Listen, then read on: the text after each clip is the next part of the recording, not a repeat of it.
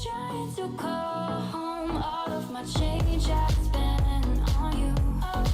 Where have the time's gone, baby? It's all wrong. Where are the plans we made for two?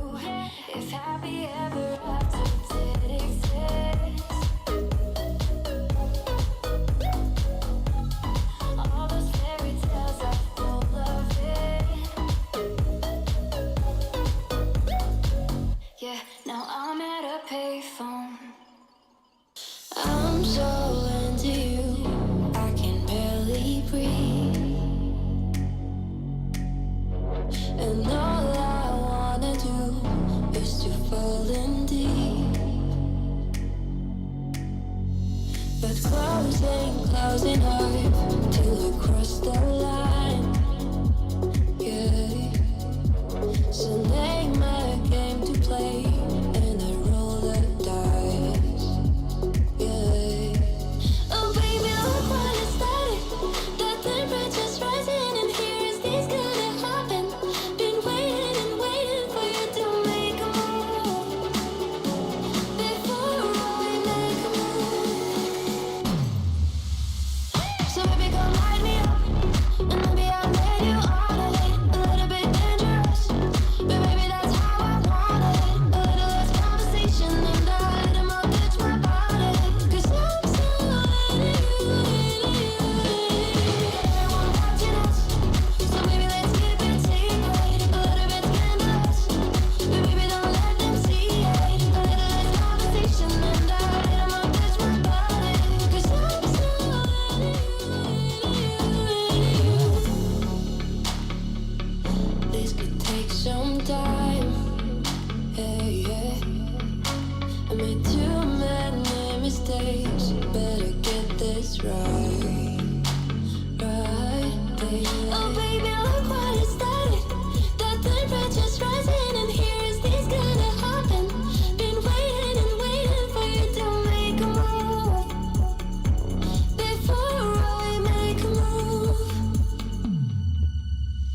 So baby, go light me up. And maybe I'll let you on it. A little bit dangerous, but baby, that's how I want it. A little less conversation and a little more touch my body. 'Cause I'm so into you,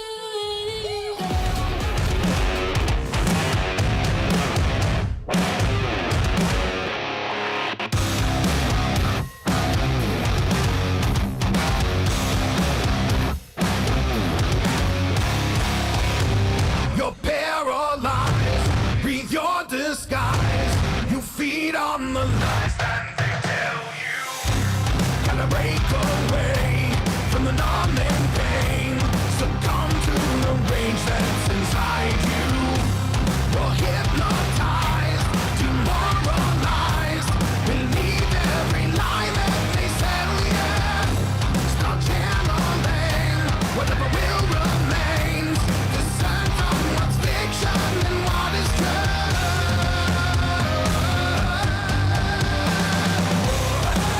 Bulls Radio Lounge. I hope everybody can hear me. Pretty good. Let me turn this down. How are you?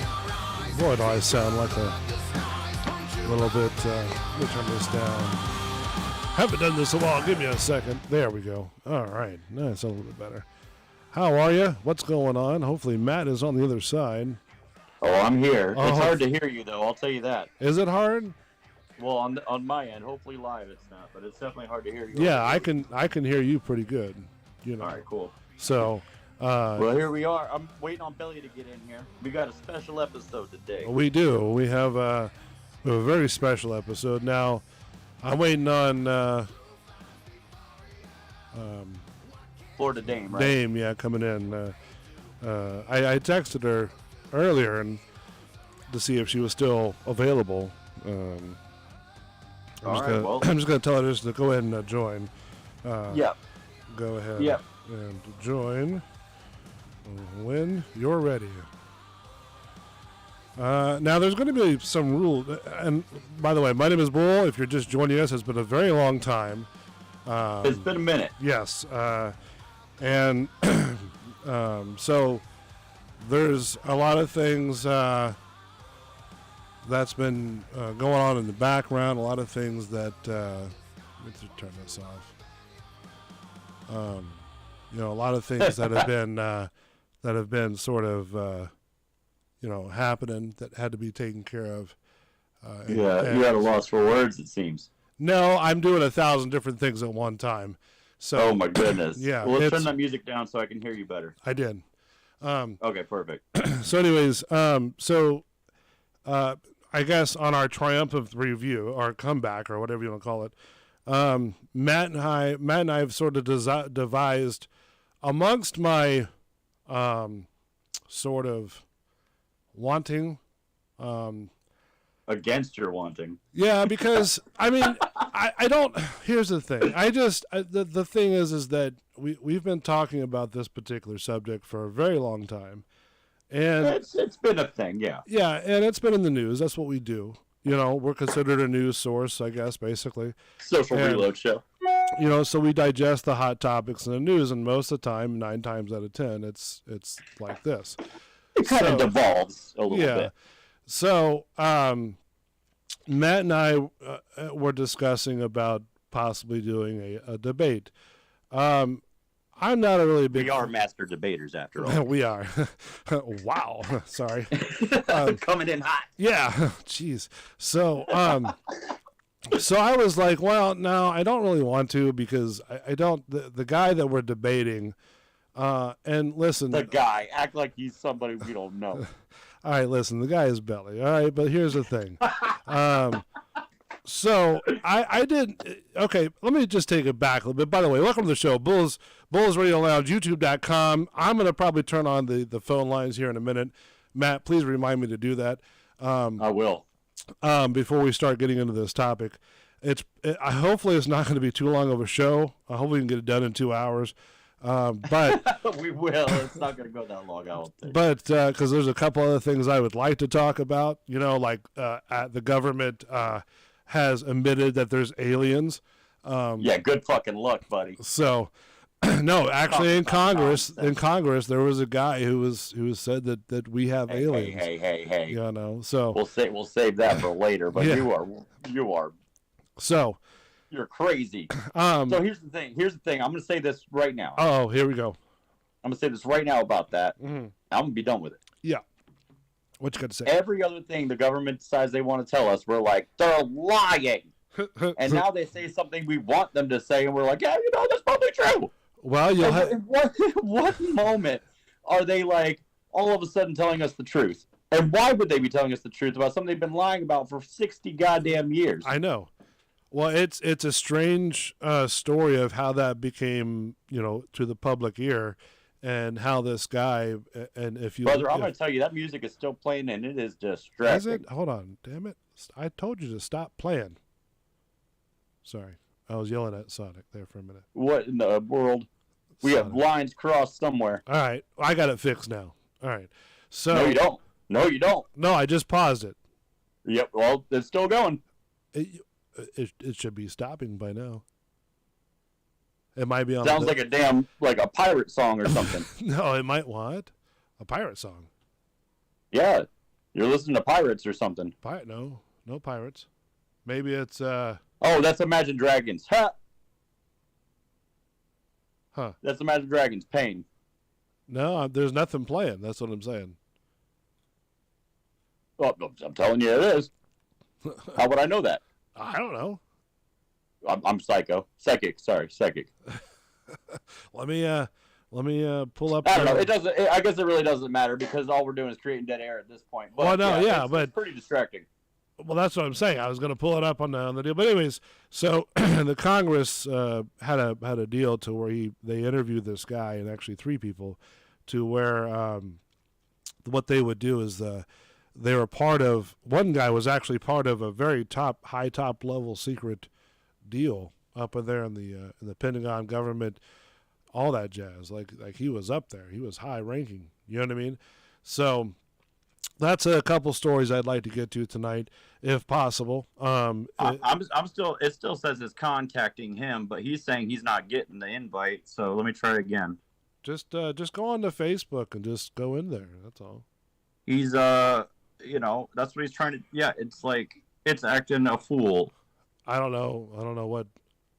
I don't know. I didn't send him any invite, so I don't know what's going on. I'm sending him a screenshot of the connecting or whatever. So, anyways, then we've got. Let me just test this. This is sort of going.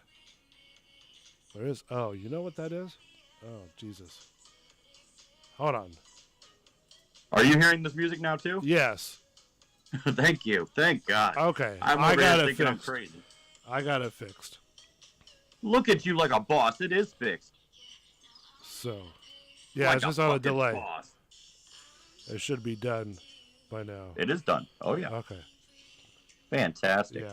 All right. So let's So to recap, aliens. Okay. Aliens. And a bunch of more stories to come out as well. So then we had an issue. There was, and if anybody knows Belly, on the high side, Belly is a very good person. He's a very good father, and like he said, he's married, which is great, wonderful.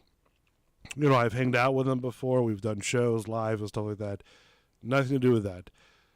There was, I think, in all this, there was a tide or a weight that sort of tipped the scale. Okay. And it's nothing personal towards him. It's more of like, I don't want to be associated with the kind of things that he's sort of uplifting. All right. So this is kind of something. So the ground rules for this debate is going to be between you and Belly ultimately. Right. I'm gonna mediate, allow for time slots so that nobody overpowers anybody, right? So we can't come back and say that somebody got overpowered. and then we have guests. We haven't introduced yet, but we have one on hold now, and we're waiting on another. And we have guests that these subjects are near and dear to their heart. Right. And you know, just, you know, for whatever. If somebody needs clarification from their point of view, we've got it. If somebody needs, you know, to be backed up from their point of view, we've got it. Right. So I think it'll be a really interesting conversation if we can get all the people now, on the line. Here's the thing. Here's the thing where I'm coming from. Let me if I can tell the story. The video at play was brought to my attention to where it was a classroom. I want to say between, and Matt, please, you know. I think it was high school. High school, like 8th grade to high school-ish, okay? Sure. We'll say middle school to high school. Right. And mind you, we've talked about a lot of these stories. We've talked about at nauseum a lot of these stories. So, and it was a video how a teacher was, and please, Matt, correct me where I get this. I'm trying to remember the story, where this teacher was telling the students how to perform certain sexual acts and how much, you know, lube to, you know, adhere. Now, to me, and correct me if I'm wrong, if any parent or any person who's watched their niece or nephews or knows people who are, you know, going through this, I don't know if that's sort of appropriate to be teaching at that forefront. Now, hold on. Now, before we go into that, to me, I was like, okay, that's it. I'm done. I can't do this anymore with him. It's because he was, you know, uplifting to this. He was supporting this. I can't. You know, there's a line in the sand that needs to be drawn, and that's it. You know, I'm all about supporting whatever you guys want to do. You know, if you want to. That's ever been. Well, right. I can't say ever. I feel like there's a small percentage of people that really do have a problem. I think that the majority of people don't. Nobody does, and right. But the fact of the matter is that nobody will sit down and just be like, oh, okay, so this is my lane now. It keeps being shoved in some kind of a way to where people have to it almost forces you to talk against it, because you're like, hold on a second, you know, and then therefore they can now deem you a bad guy or whatever, right? And that's where the problems come from, and that's where I think that's where your main frustration comes from during some of these posts and things like that you're talking about. Yeah, and it's like, all right, cool. Listen, I support. And I've always said this, and Matt, you can vouch for what I'm about to say. I don't care how you live your life, okay? I don't care who you sleep with. I don't care what you do, okay? But do we have to have naked guys walking around the street in a parade, having their junk out, waving all like a windmill? I think that if we're talking about equality, then laws should apply equally, and I'm not allowed to go walk around without pants on, so neither can you. Okay, so if you do that, if you sit there and just for an example, okay, and if you're walking and you're celebrating Pride Month, which is cool, great, okay, do your thing.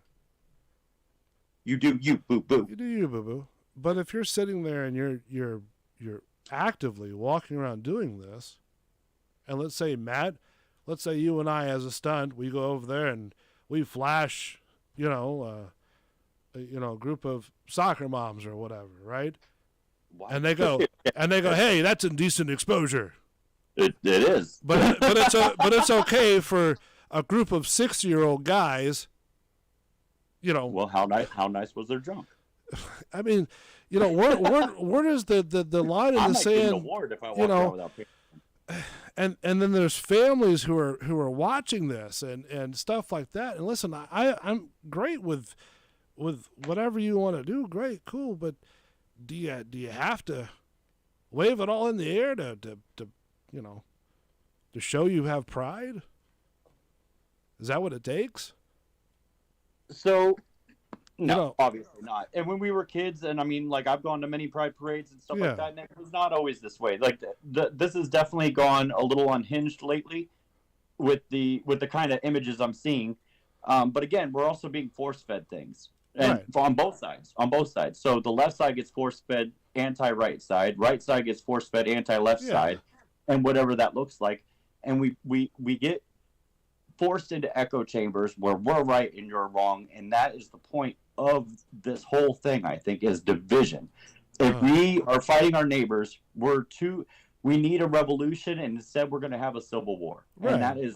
And they are all about it because we'll just kill each other off, and we're not important anyway. So exactly. And you know, I say it just time and time again. It's like, you know, there has to be some sort of like, you know, moral kind of filter about doing this. I mean, yeah, everybody has a right and that's what blows my mind the most is that you see a lot of the allies are mostly like middle-aged white women with kids. Yeah. And they're over here screaming the loudest and being the brutest and trying to cancel everything. And really it's just their own ego that's getting in the way. It's their own issues. And it has nothing to do with the majority of people. Right. It's just the smallest group screaming the loudest. Like, and you know, and the thing is that here's I don't even know if I want to get into this topic. It's too late. We're here. Yeah, so okay, so just go back to the debate thing. So here's the deal with the debate, and this is what I'm going to say about it. Okay, I'm waiting on Dame to come on in. Have you gotten hold of? Yeah, she's on the chat right now. I see a green dot. Okay. I'm just waiting for her to just go ahead and, you know, drop on in. So here's the thing. Okay, I am just my knowledge of all this dates back to about a year and 8 months. Okay, that's how much I know about all this stuff. Okay, so my thing was that I want to learn. Okay, I don't want to learn political. I don't want to learn anything like that. Well, but this thing has become political. It has, but I don't want to be political like belly political. Okay, that's what's going to happen, man. You can't say that now. Like you're wrong in that. You can't say that because, and it's not your fault, and it's not Belly's fault. It just is political at this point. And so here's the thing. So my proposal as well to Matt was, instead of me trying to explain time and time again, right? Right. Why don't we just get help? Right. Right. Why don't we just have a person who's going through this journey explain it, how their experience, and maybe Belly might educate somebody, maybe these particular individuals might educate Belly, because I have no idea. Well, obviously, we're probably the least allowed to talk about it. Sure. You know, I really don't, because I'm still getting used to calling people all these godforsaken pronouns. Well, you start talking like that, and that's the problem, isn't it? You can't say godforsaken pronouns. No, I mean that. I mean that comically. I'm also, you know, but I'm being tongue-in-cheek too. But at the same time, it's real. You can't. Yeah, exactly. You can't say I'm trying to help and call them godforsaken pronouns. Right. I don't think you know this, but I've adopted a new pronoun. Did you really? I did. Yeah, I put it on my GitHub and everything. Oh. I identify as a centaur. What is it? Okay, explain. A centaur is a half horse, half man. Yeah. Okay. And it's because of my horse cock. Obviously. Oh my gosh, that's great. So what we're going to have tonight is a fair, equal, I found it sound like Fox News, fair, equal, and balanced debate, to where we're going to have, hopefully, I think Dame might be online. She might be having tech issues. I was able to finally invite Belly, but I don't know what's going on. He still isn't joining yet. Okay. And then with Belly, and then with, I believe Matt has invited a friend of his and his lovely wife to the chat as well. I believe she is going through this. I think her journey has been 2 years as well. Because Chewy Rocks and I have a lot of conversations about this debate. And Chewy Rocks, if you don't know, if you're still joining, is the executive producer of the channel and the show. So she's like the boss.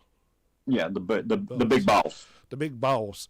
Even though I'm the president, she's still the boss. So. Oh, definitely. Got to run things by her. Yeah, I mean, and that's suited for her because she likes to do the but also on top of that, we might be doing a Chewy Rocks and Bulls show coming up.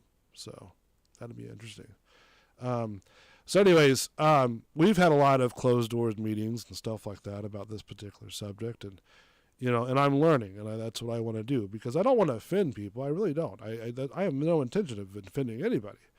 But when you sit there and tell me that I have to use this and I have to do that, or if you don't say anything and then you get people in trouble for doing that, I mean, it's kind of like okay, well, you know what, what's going on, So, and my thing, my I guess my biggest question is like I've said before when we talked about the Black Lives Matter movement and all this stuff where they're tearing down statues and stuff like that. It's like, if somebody doesn't use the correct pronoun with you, and they're not trying to mean it disrespectfully, but is it really that big of a deal?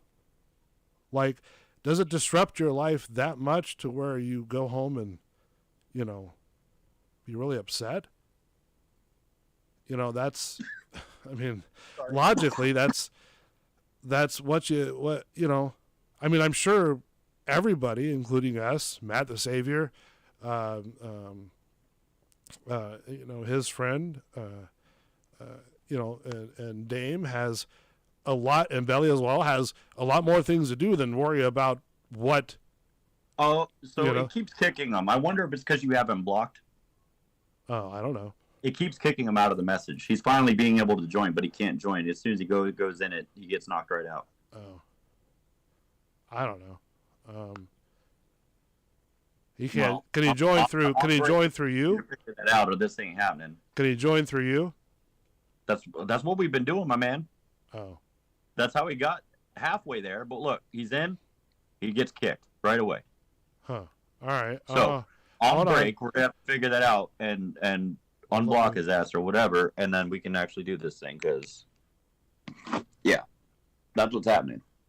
Well, let me see if I can do it from here real quick. All right.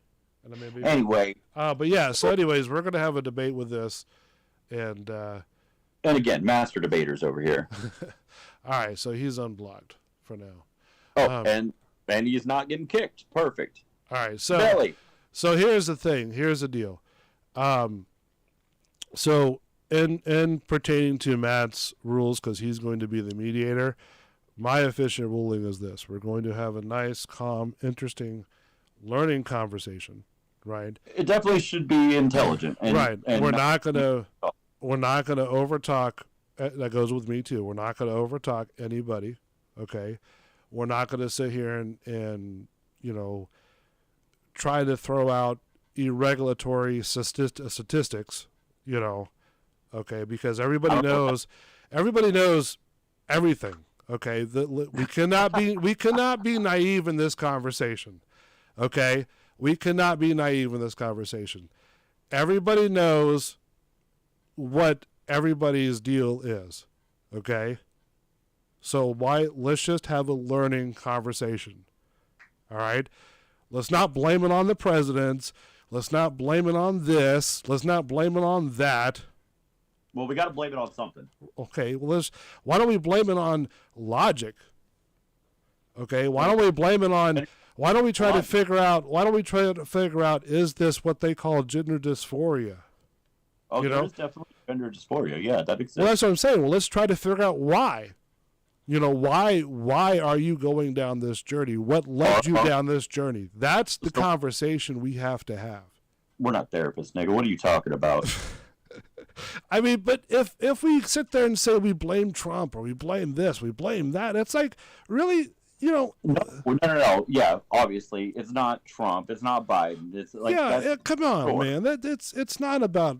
That's what I'm saying. It's not about politics. Okay, it's not about anybody like that. It's just about the person and how they're going through their journey. Yeah, people are going through something. I think the people are going through something, and I think it's worth hearing.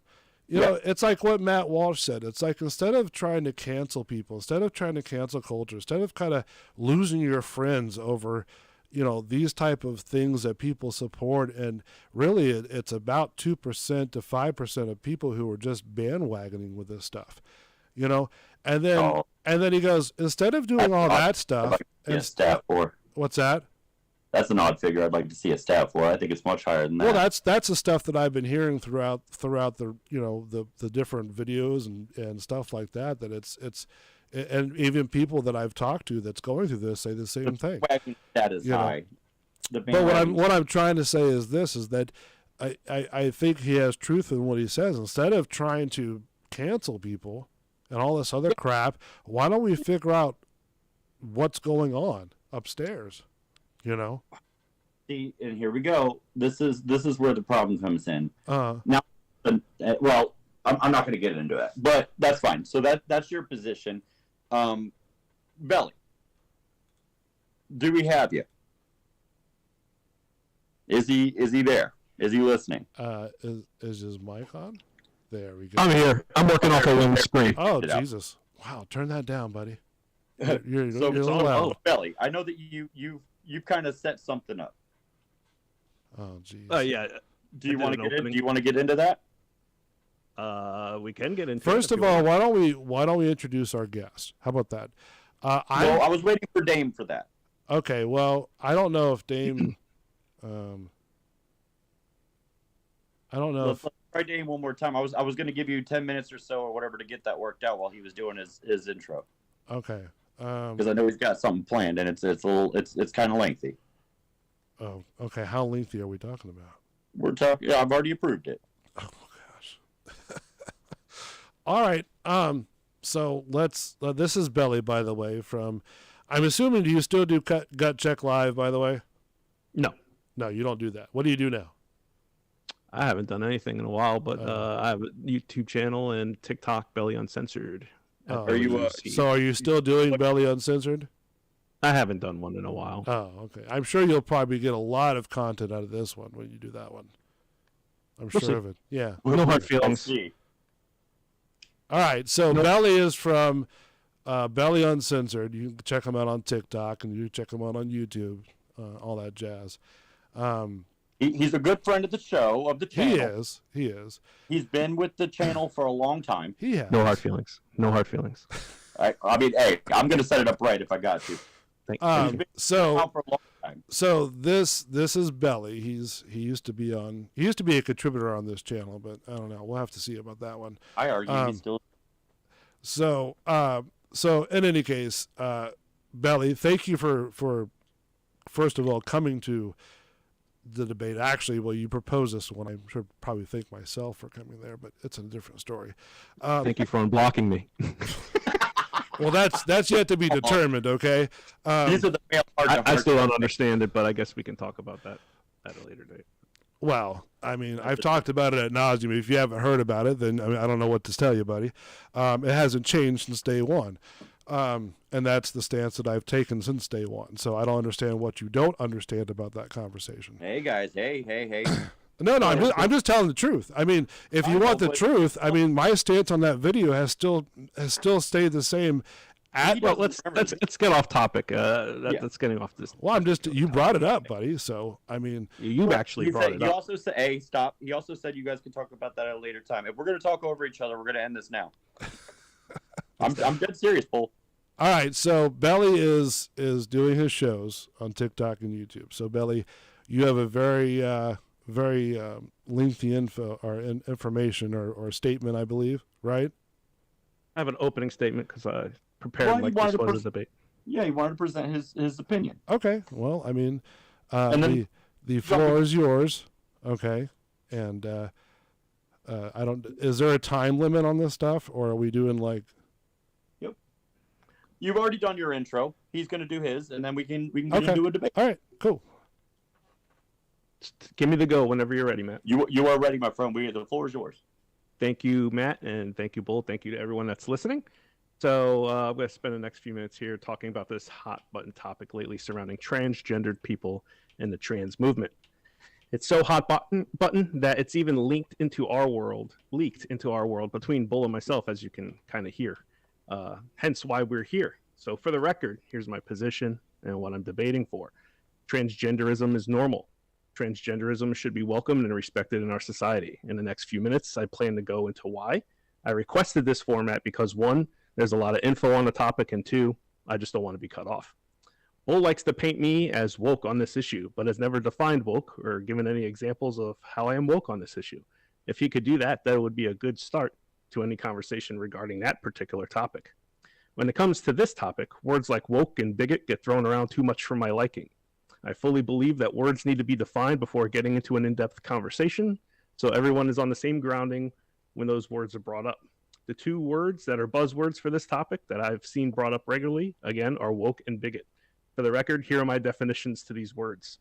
Woke is a term that was initially used to mean alert to racial prejudice and discrimination. Beginning in the 2010s, it came to encompass a broader awareness of social inequalities.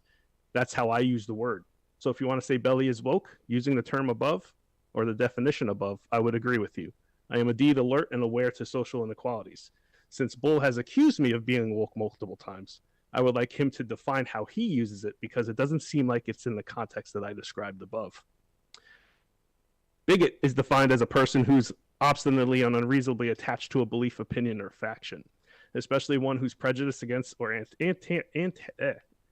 anti towards a person or a group of people on the basis of their membership of the group. I don't believe Bull would fall under that definition. I believe Bull is more ignorant than anything. I say that based on him saying he wants to learn and ask questions on the subject. That's why we're here. After this conversation and getting Bull some of the answers he seeks, how Bull addresses this topic in the future can be evaluated to see what category he would fall into.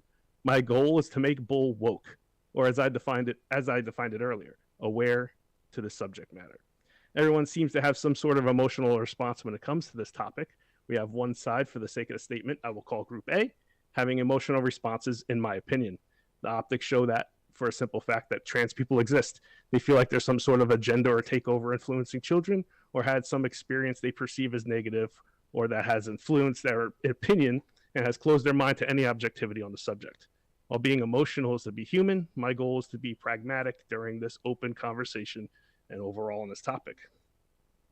On the other side, we have those that are upset about the positions of Group A in some fashion, whether it's the words they use, their arguments, or their most extreme, their hatred and bigotry on the subject.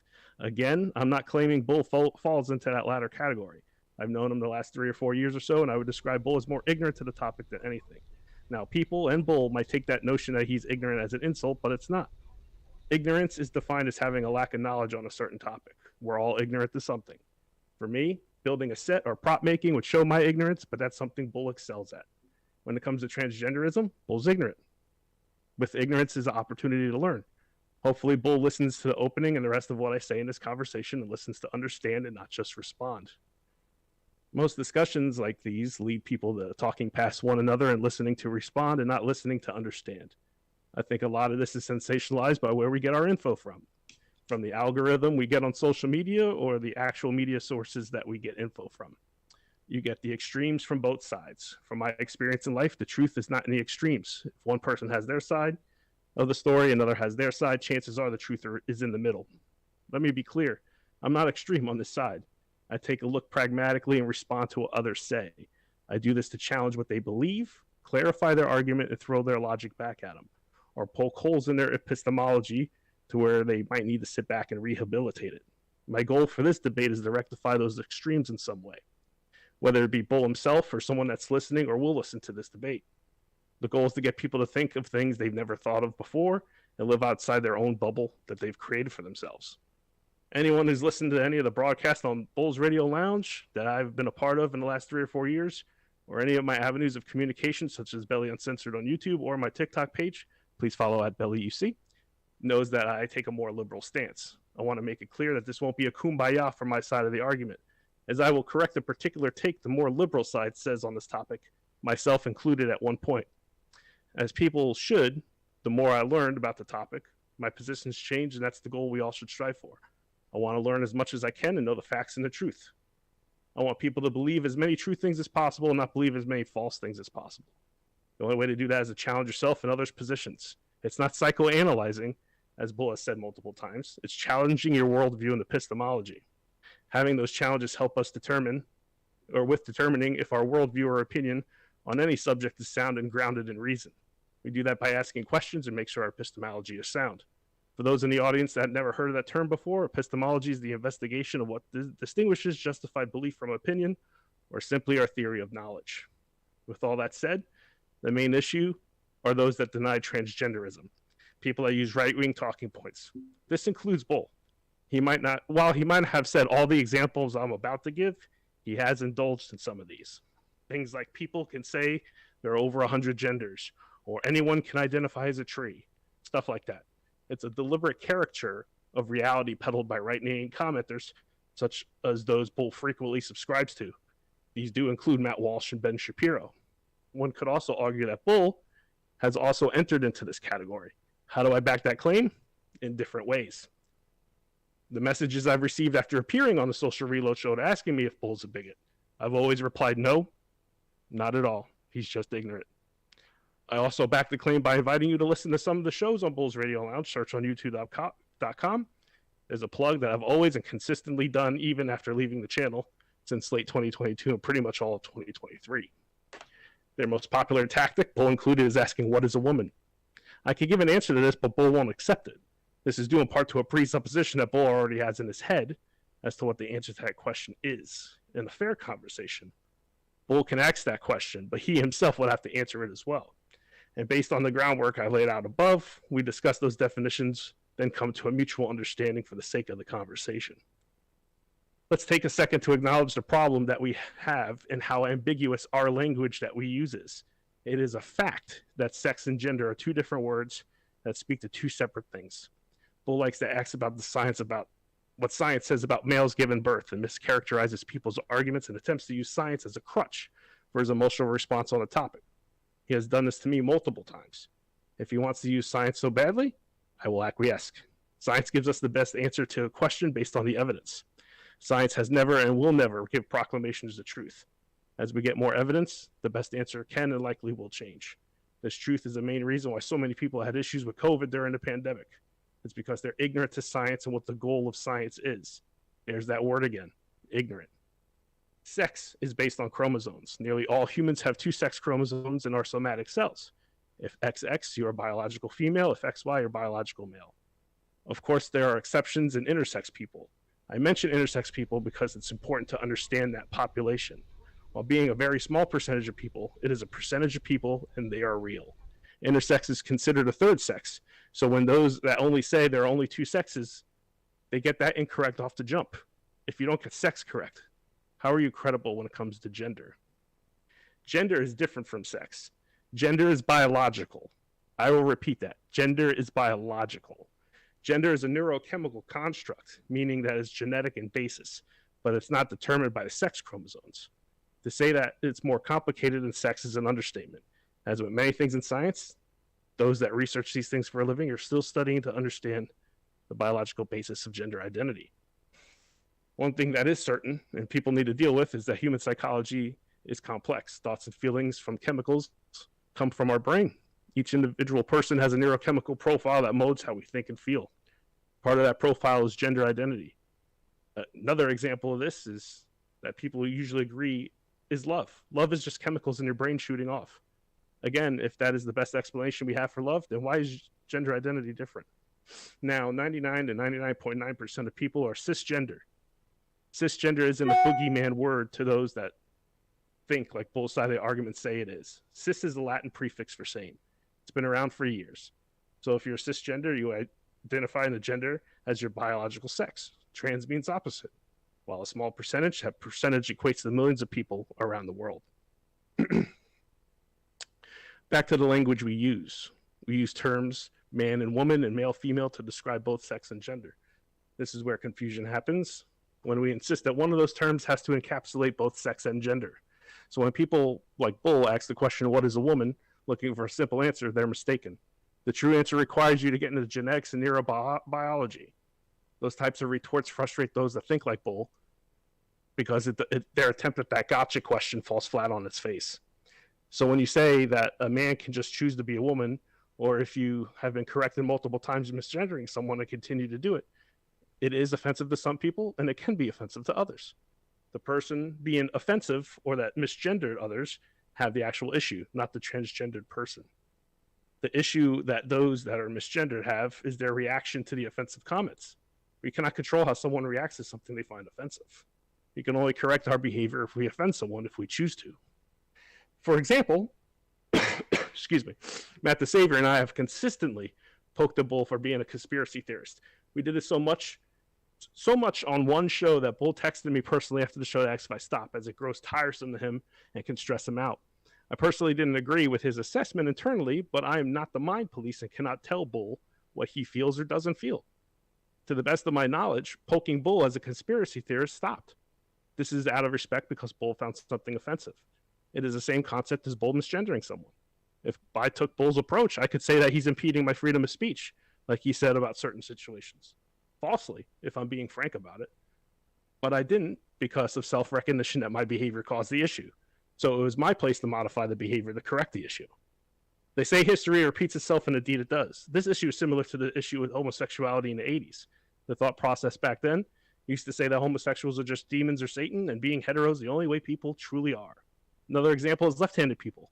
They were considered evil, demons, spawns of Satan at one time. If I was born 150, 170 years ago, I would have been a demon. I'm left-handed. Saying the examples I laid out in 2023 sounds ridiculous, right? Because it is.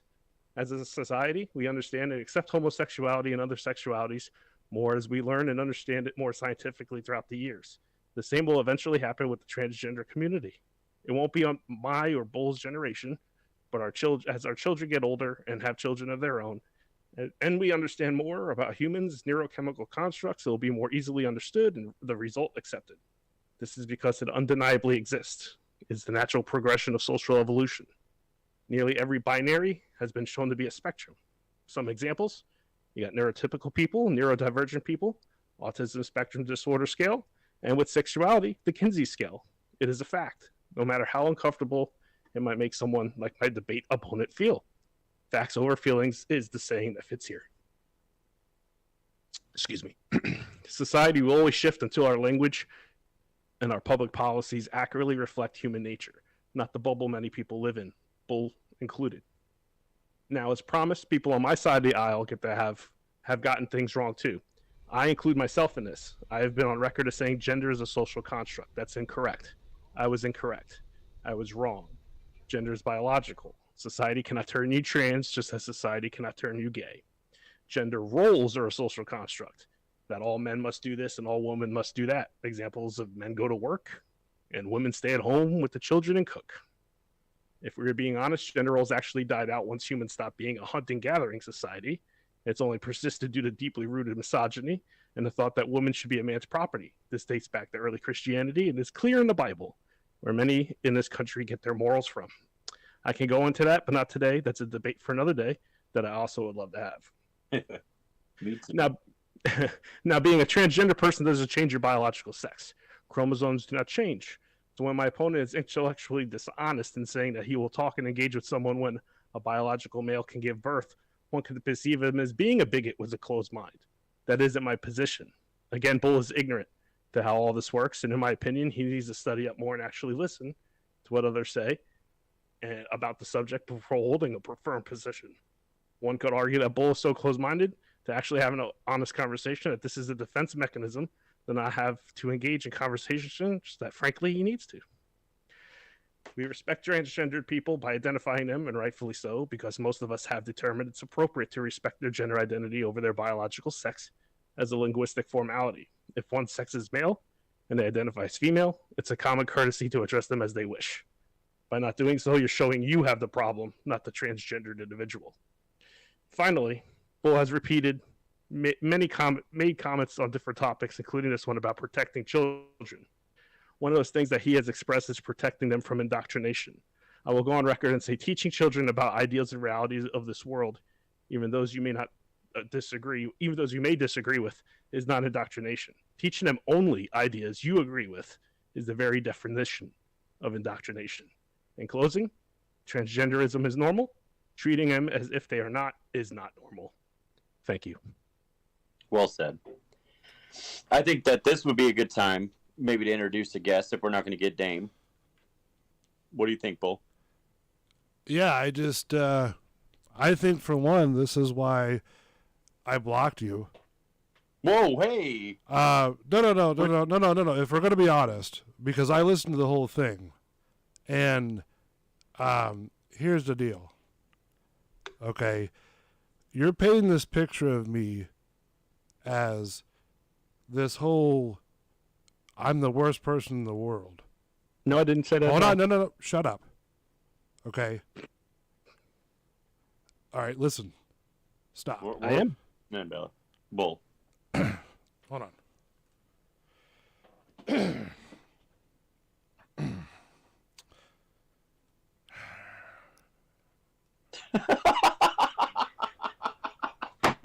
Oh my goodness.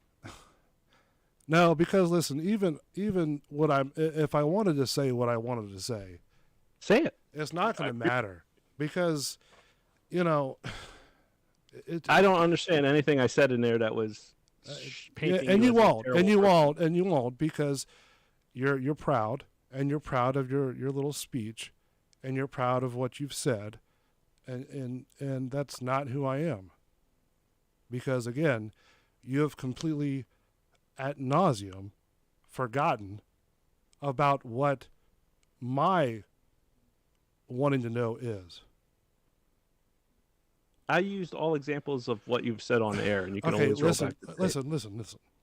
Okay, forget about all that shit. Okay. That's in the past. I'm Okay, confused.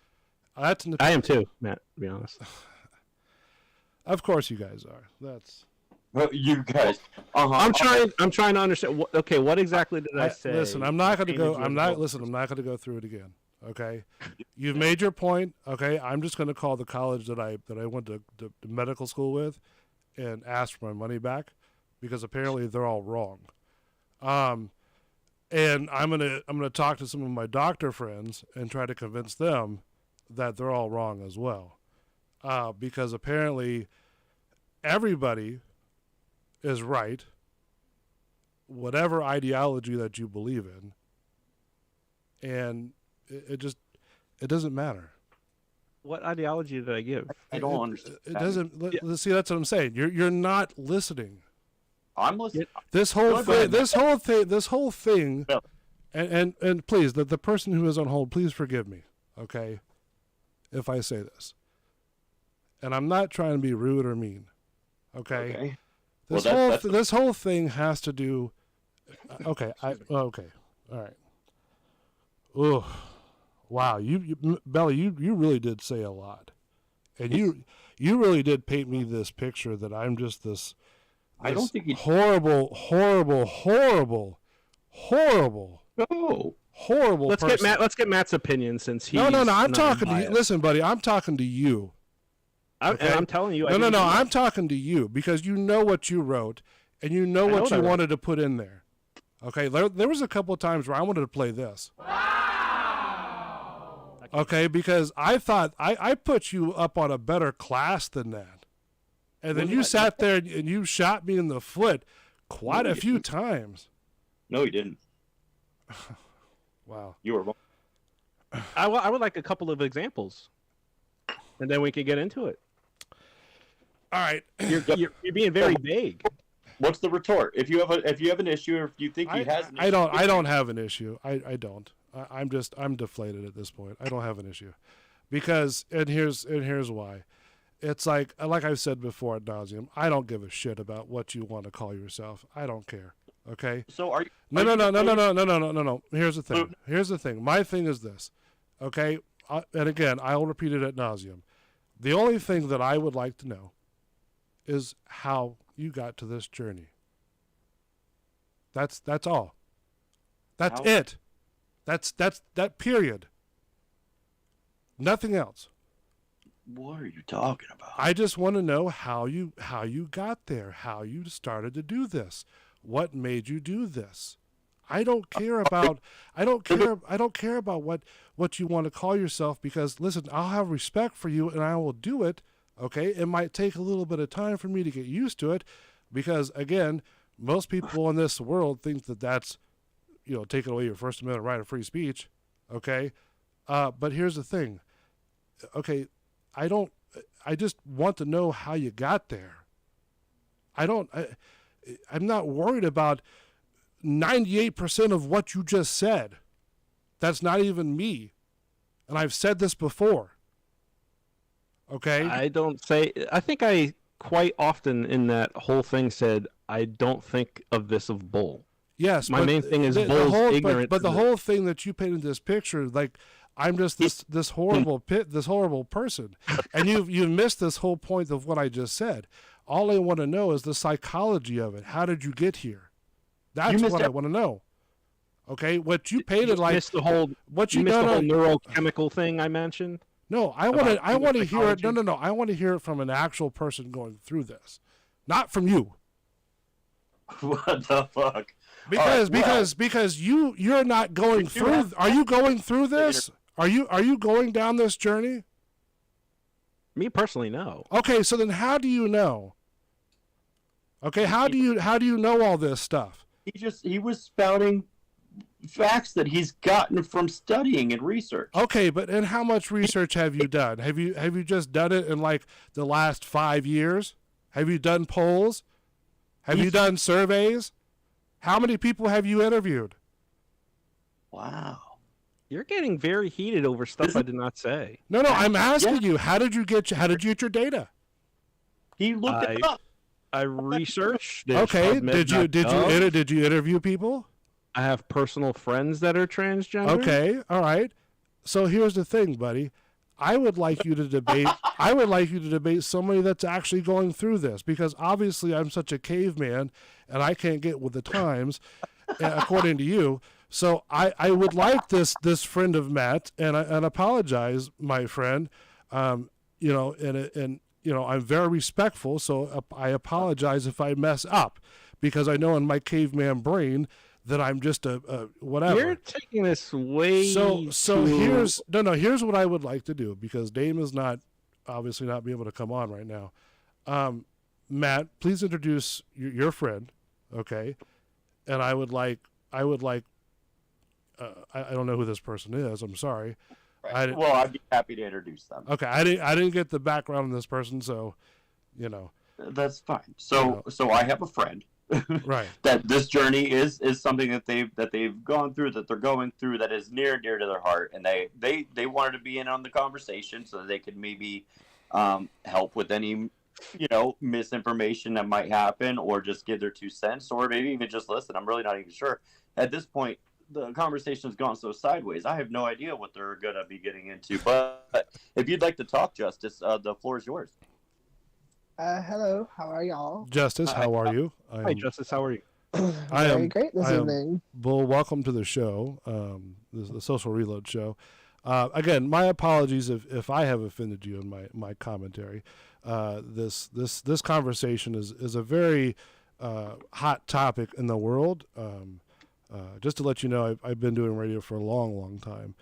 These guys can contest to this. So we talk about a lot of hot topics, and in our conversations, again, we're not mad at each other. We're just picking each other, stuff like that. So, and then to that respect, let me just explain my caveman brain to you.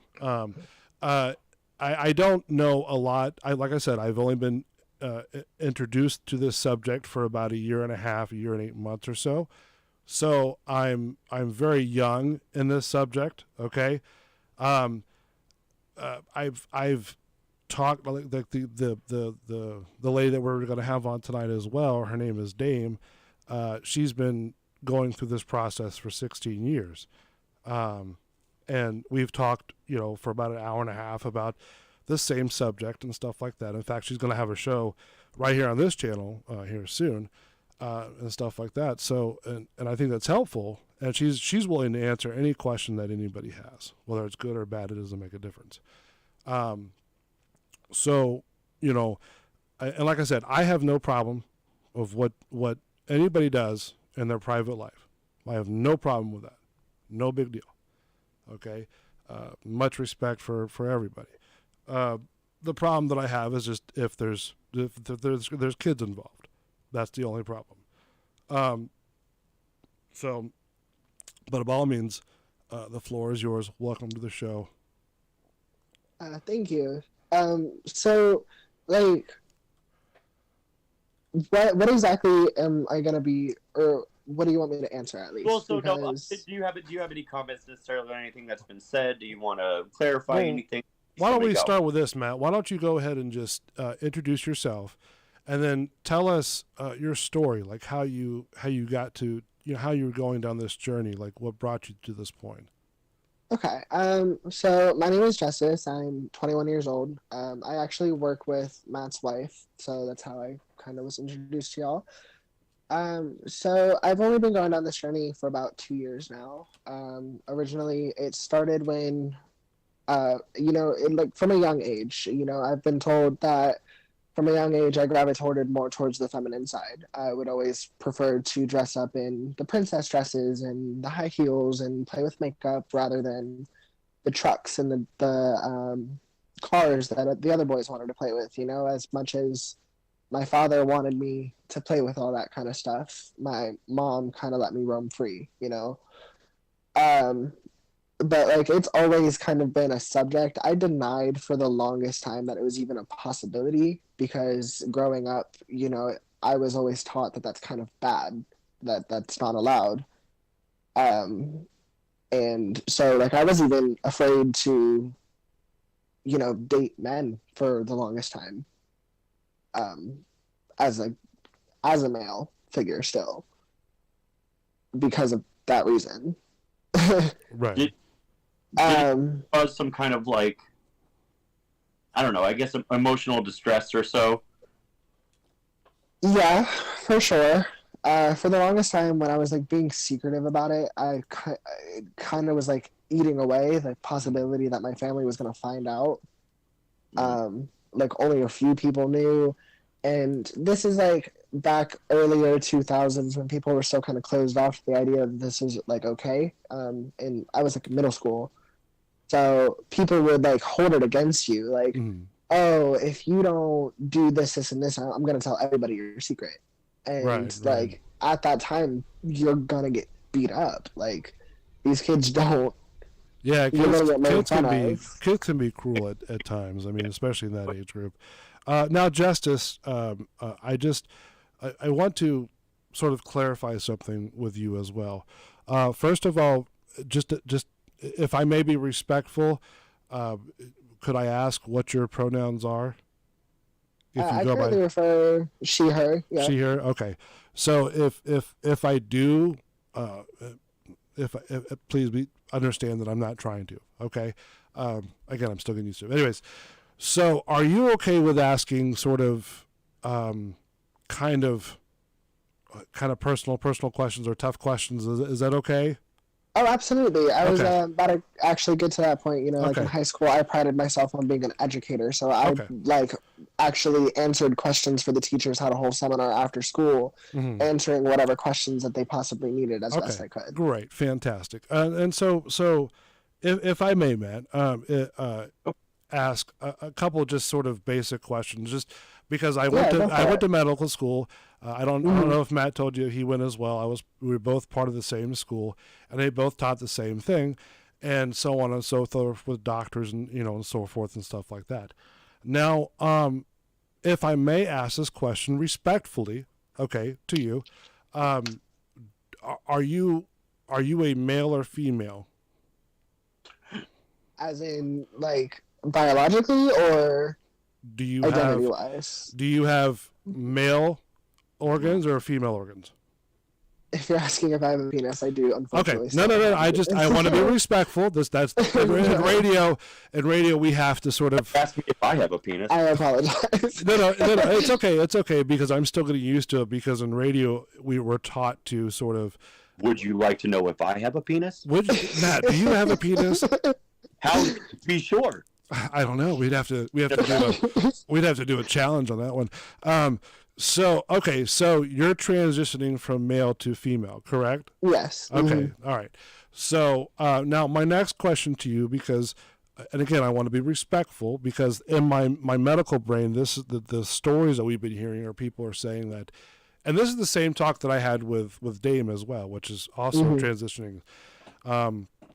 That, and I'm sure you've heard these stories where like Belly has said eloquently in his congressional speech that he did in front of Congress, with Trump and Biden all there watching gracefully. But anyways, so do you agree or disagree that men can get pregnant? In the sense that transgender identity does exist. Female to male transgender individuals have and will continue to get pregnant. Okay. Because they biologically have the reproductive organs to do so. The pieces parts, right? Mm-hmm. Okay, so basically what you're saying is that females, whether you want to biologically call them females, they have the pieces parts, right? They have the correct anatomy because, Matt, you can concur that female pelvises have a cartilage in between the very tip of the pelvis. That way it spreads open a little bit to allow the baby to come through the birth canal. And most doctors would concur with that. Now, I agree, okay, that if you are changing your physical appearance to look like a male, then maybe that's a 50-50, okay. But if you're proclaiming this, that's where I sort of have to ask these questions. You see what I'm saying? Because even so-called doctors and people who are OBGYNs, okay, are also proclaiming, like these are the same people that went to medical school, just like Matt and I did, okay, and were taught the same things, but they're also claiming that, yes, males can get pregnant. I do all this stuff, blah, blah, blah. You know, non-binary people can do this, blah, blah, blah. And it's like, oh, what? So, well, okay. I understand what you're saying. Scientifically, right at this exact moment, it may or may not be possible. We don't know that. There's like tests going on in other areas of the world right now to see if the possibility of growing a uterus is possible. Yeah, they're trying to make a viable uterus for men. Yes. Mm-hmm. They're trying to see if that's possible. So, like, okay, but as of right now, as of to this date, okay, right now, we can go on the record. Okay, that might be 20 years from now. That might be 30. Like when they actually started growing like ears on rats and stuff like that, when they're testing all this stuff, that was almost a 20-year study, just to see if it would work. Okay, but yes, maybe sometime in the distant future, I agree with you. That could be possible. Let's be real here. I don't really think it's that distant because, like, the articles started surfacing on this a couple years back. I remember being in high school searching about even if this was possible and finding, like, similar articles to what I'm reading now. But also, too, going on. Right, okay, and that's great because I would love to see that article because, I mean, if that's great, that's great for medical science. But, yeah, I mean, but the problem is that we're arguing this same truth that we've been taught, okay, to be a finer point, and no disrespect to anybody when I'm about to say this. So, when a person says they're non-binary, right? Now, in my head, I go, well, that's computer code, okay? And they go, oh, no, that's I don't identify as male or female. And I go, okay. Now the medical brain starts kicking in and going, so you're not identifying as male or female. You're going against actual women. You're calling them these names like birthing people and cis women, however you want to, all these names are popping up, but how far you want to go back is up to you. But still, nonetheless, you're sort of almost disappearing the women, the females that gave birth to you, that you're claiming that you're non-binary. And then on top of that, you have a partner, right? And obviously you guys are in love with each other, and obviously you're doing, dirty deeds behind the closed doors, right? So therefore, pieces parts have to go somewhere. Well, think about it in like the standpoint that in a gay relationship, pieces parts, they have to go somewhere. Yeah, exactly. But like it's the same situation. Whether they be AFAB or AMAB, it's like they're non-binary. That's an identity. Up for him, he doesn't understand. Oh, okay. No, because I'm looking at it from the actual medical perspective. You're claiming that you're non-binary, you're saying that you're not this, you're not that, but in reality, you're still a female. So okay, or as you're somebody still a male. who That's what I'm sort of. I guess I'm having a hard time to understand, because then they argue, well, no, I'm this. Okay, I that's fine, that's great. Okay, then go ahead.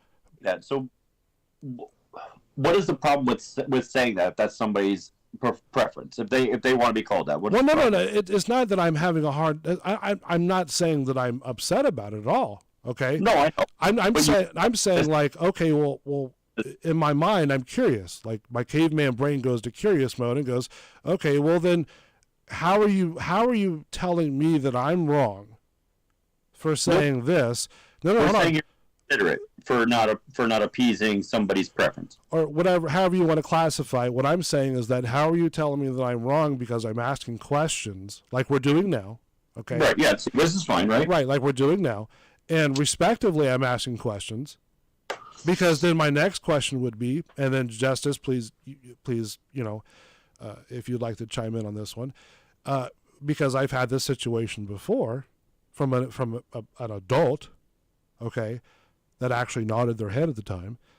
I asked this question. I go, okay, well, and this stuff you can all look up. Like this is nothing new, okay. This is stuff that you can find on Google. Just ask Google if you believe internet. But anyways, I asked this question. Okay, well, if a person is claiming non-binary, then I go, well, if you're part of the 12 plus animal species that we know of that can change their sex, from male to female on their own to populate their culture, then okay, that's great. Okay, but if you can't do that, okay, then don't get mad at me because I'm asking and being curious, That's the problem that people are having. So, okay, in the standpoint that somebody, I work with a lot of LGBTQ plus volunteer organizations. So the standpoint of being non-binary or gender non-conforming is more or less because of the psychological standpoint. On a day-to-day basis, these people, like the people who classify as non-binary or gender non-conforming, they don't have a assigned preference feeling. Like for myself, I wake up every day in the morning and I think of myself as, woman. I've always felt that way, but sometimes people will wake up and they're like, I feel more masculine today than I do feminine, and I don't know how to feel about it because I'm this. And as far as I know, most non-binary individuals will, if asked, tell you if they're AFAB or AMAB, which is assigned female at birth or assigned male at birth, which is more of a medical terminology standpoint to say whether or not they were male or female. Because now you have to ask, with all of the ideas becoming more, I guess, socially appropriate would be the correct term, to allow yourself the opportunity to transition. There's some things that are different for women than there are for men. Like a woman can't get testicular cancer because she doesn't have testicles. So when actually you can. Women can get ovarian cancer, which is the same thing. The difference between the two is not 9-day. It's the same thing. The only difference between the two is because males have their testes have dropped during the formation of the woman, developing the baby, and because your chromosomes split, that's how you define both of them.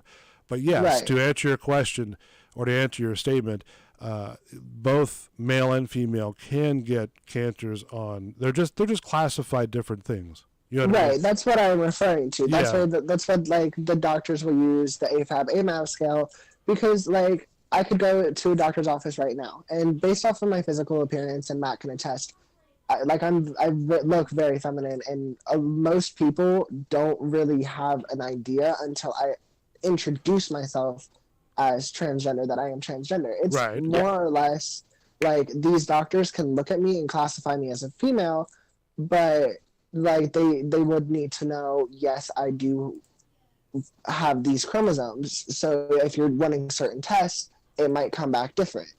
Right, and I Yeah. see that, and then because there's also videos, and again, Belly, my apologies that I pull things from this stuff, but I look at the context of what's going on, not the person who's saying it. Anyways, so I ran across a clip, and bear with me, Justice. It's a Ben Shapiro clip, and this person is a paramedic, right, or so-called a paramedic, right? So what happened is that the paramedic was saying, well, I have to label the transgender because this person is a transgender or going through it at whatever stage this person is going through. So then Ben Shapiro asked, well, on the medical record, because it's a legal document, you're saying that, and I'm paraphrasing here, you're saying that you have to identify everybody by this, and this. So then if you're writing on a medical legal document, what do you have to list the person as? And they go, well, and they goes, no, what do you have to list, male or female? And they go, well, male or female. Then he's like, well, then how can you sit there and tell me that, and tell people wrong for doing this stuff when you have to list it on legal things like this? It's like hypocrisy. You know, Well, so take a look at some legal documents like more recent times. Like I'm filling out legal documents currently for things that are going on in my life. Right. These documents that I have filled out recently, they list the gender option as male, female, other, and then they give you a line. Mm-hmm. Well, now they do. I mean, back then they didn't. Like, actually, Right. before COVID, this was not even on the radar. Nothing like even that. Like, and I'll be honest with you, I think a lot of what happened with a lot of this stuff that's going on between and I'm not going to be naming each individual issue. I'm just saying from one spectrum to another. And even if there was individuals who were silently doing this before this time, but before COVID, I can honestly tell you that this was not even a thing. Like, this was not a topic. This was not even in the news. Like, the only thing that was really kind of going on was between like the early 2000s, if I can remember correctly, all the way up to even 2018 when I was doing my radio show on the normal radio. There was only like maybe 10 to 15, maybe 20 different letters going along with LBG, and it wasn't B and it wasn't T. You know what I mean? Right. So this stuff, you know, you guys, you individuals that are going, and respectfully, I admire you guys stepping out. I admire you guys doing this, but there's some situations that I see, that Belly sees, that Matt sees, that you see, that everybody sees, True Rock sees, these videos that are popping up everywhere. Like, okay, let me ask you a question, Justice. Okay? Mm-hmm. And I'm going to get to you. I'm going to get to another person. I don't know if you know who this person is, but you know who Blair White is? I do not. No. Okay. Blair White is a YouTuber. Okay. I would suggest looking her up. Okay. And she's a transgender male to female. She's a YouTuber, but she doesn't even look. She looks more like a female than she does anything else. You know, Right. Which is great. Okay, that's great, because with plastic surgery, makeup, and stuff like that, you can do that. That's great. You know, but she still says that she understands that she's still a male. And all this stuff that's going on as well, you know, she's like, oh my God, this is crazy. You know? So what I can say on that is a lot of, like, from even me, like, androgyny is a big thing. There's some people who just naturally look more feminine than they do masculine. Right. And I remember even growing up as a male presenting human that I would get mistaken for ma'am all the time, more or less because of my voice, my appearance, the way my mannerisms. It's all about, like, the brain and how you, like, formed, I guess. Right, yeah. Well, I think also it has to do with, like, how your parents are raising you too. Like, right. I come from a generation to where I was raised. Now Matt, well, Matt's a different story. His dad used to be a teacher, and yeah, I had him in the class for about a couple months, and I was quite what's the word for Mr. T? Yeah. Nervous, I guess. But anyways, I was raised to be very respectful. Like, you know, you open car doors for females. You know, you let them go first. When you hear, you know, a female voice, you know, you say yes, ma'am. You hear a guy's voice, you say yes, sir.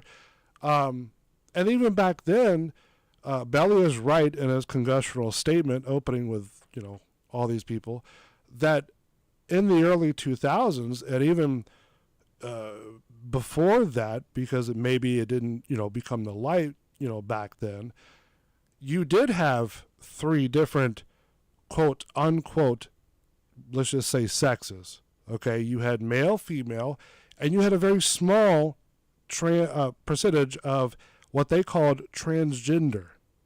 Not that we're talking about now, transgender as in they had a female body, but somewhere in their chromosomes, the sexual orientation didn't develop. So they developed as, you know, a male penis. Okay? Right. And that stuff you can look up as well.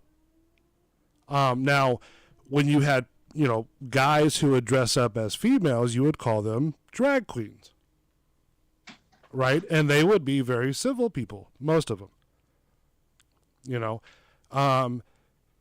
So, you know, all this stuff, you know, leading up to what's now is, you know, the transgendering culture, which is fine. Again, it's all great. You know, I love the energy. You know, all this stuff is leading up past what I think is past COVID. You know, because even before COVID, we thought the Chinese were crazy for wearing masks, and they were wearing masks because of the smog. They've been wearing them for a while. Yeah, but then we made fun of them for doing that.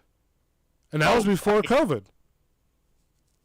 You know, they even had a report that COVID was supposedly snuck out, and the guy who snuck it out died, and all this other stuff. And it was what the report was stating, and you could probably look this up as well, just like I saw it, was that it could be some sort of what I like to call a Thanos type deal.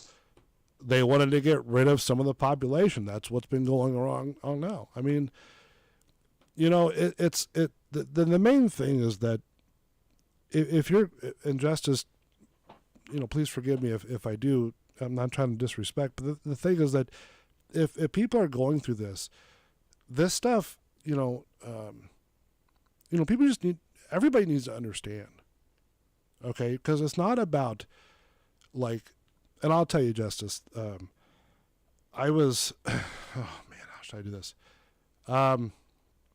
I was recently put in a situation to where I lost a gig, okay? And it was a very nice gig. I enjoyed it a lot. I enjoyed the work.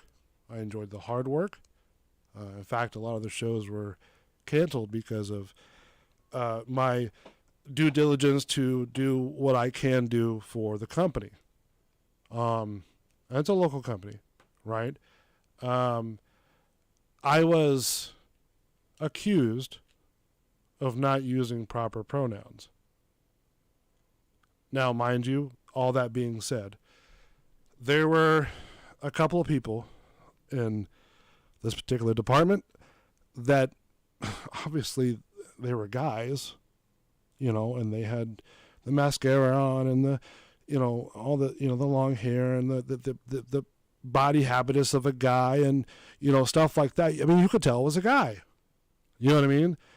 But, you know, the thing is that they get really sensitive and they don't even say anything to anybody. Like, for my case, nobody said anything to me. The only thing that happened was I got sent up to the higher-ups office and, you know, got suspended the first time, got suspended the second time, and then now I lost the gig. Why? And please forgive me, Justice. I'm not directing this towards you in any way, shape, or form, so please don't lose me here, okay? The reason why is that because how is it fair for something that there was no even circumstantial evidence to even say, like no audio, no video, nothing, just hearsay written on a piece of form, that gives a right for people to do this to other people. People who want to work. People who just doesn't care about the politics, doesn't care about who you love, doesn't care about who you sleep with. If you sleep with 50 guys mixed in with 50 girls and the top side 50 black, who cares? You know, that's the problem that we're having, is that people are being so sensitive about this when it's really not that sensitive. You get what I'm saying? Yeah, I get it. So I think it's more or less based off of like how people feel, because growing up, like, you know, one way, and then all of a sudden you're expecting everybody else to see you as that normal person. That's something that I'm going with currently, because as I mentioned, you know, and on the same side, that's what everybody else is doing now. Because what's been normal for the past 2 decades and even longer before, if you want to call it normal, and now we've been shoved into this, you know, different Renaissance type era where you have to do this and you have to do that, even though it goes against the right of free speech. And then that's my point. And then people get upset about it and they want to cancel the person. You know, just as I get called fat all the time. I get called ugly all the time. I've been called that throughout the years. Okay? But the problem is that, and it goes back to what I said, the parents are not, I don't think, doing or helping them sort of get the kids ready for what the world is like. And I've seen that on a daily basis. I think more or less cancel culture is based off of people who just are looking for a reason to make somebody else miserable. That's what cancel culture exactly. is. It's a way to destroy somebody because the person wants to gloat over something that had, and really, are you going to go to bed upset because somebody didn't use your proper pronouns? I think you got more things to do in your life than worry about that. I think it would depend on the role of that person in that person's life. Exactly that. Exactly what Matt said. Because like I said, I'm still very new in my transition. Yeah. I'm only 2 years in. I just recently came out to all of my family earlier this year. So it's still kind of like a thing where I'm getting the he's and I'm getting the she's, and it's getting crossed sometimes, and people are beating themselves up over it. I know that it's a very new process. I don't go to bed angry and resentful because of this. It's like I'm asking these people who have known me for 21 years, calling me one thing, to call me something entirely different. I understand. It's something new. But what I think of as blatantly disrespectful is when somebody assumes from the get, just based off of appearance, that you're a female, and then when you come out to them and let them know that you were trans because they are asking you questions about your past, and that is something that you have to clarify, and then they immediately start reverting to calling you he, him, that is blatantly disrespectful. Oh, yeah, that's awful. That's rude. And believe me, I have had people in my life who have done this, and those are the people that I cut off. I'm not that kind of person who's just going to cut somebody off because they're putting in an effort and they're getting it wrong. It's when you blatantly go against everything and you disrespect that person in front of you, who you already assumed was a female from the get, just by hearing that they were AMAB, and you're going to go back to the he, him pronouns because you're just going to be an asshole. That's ridiculous. Yeah, I mean, if you're going to be an asshole in this particular time that we're okay, and Matt can contest this. I look at it as our culture is evolving, by every decade or so, right? And I think that at certain points, our culture has to evolve. I don't know if this is the evolutionary way that we're evolving with this particular sense, because again, there's questions and stuff like that. Now, going back to what you said, if the person is being rude, then yes. Okay, but if the person if you go, for example, if I just met you at a coffee shop and I go, hey, listen, I don't go to coffee shops, but if I did, I don't believe paying $10 for a coffee that I can make at my house. So anyways. You must be going to Starbucks then, Jesus. Yeah, I mean, like I said, I don't go to coffee, so I have no idea. So if I go in there and I go, hey, listen, I just want a coffee, and I go, and you go, okay, well, it's whatever, $5, $10. Okay, cool. Here's if it's $5, here's $10. And if I'm feeling okay, keep the change. And I go, thank you, ma'am, I appreciate it. At that point in time, if you correct somebody and they go, okay, listen, I'm not trying to be disrespectful. I'm not trying to be this and that. I just, you look like a female, you look like a male. You see where the confusion comes in, because now if the confusion comes into where it's like you look like a female, like the old saying, if you look like a duck and you quack like a duck, then you're a duck, right? So, and I understand what you're saying, because even I struggle with that sometimes. Like, I will accidentally misgender somebody in person, and I will beat myself up about it if I realize, and I'm like, oh fuck, I really just messed. I'm so sorry. Oh my god. Right. I really just messed up, and I'm like, I do feel like a little bit bad about it, but I will, if it's somebody that I'm interested in having a long-term conversation with, I will make sure that I ask them what their pronouns are. Like just recently at the bar last weekend when I was introduced to this podcast, I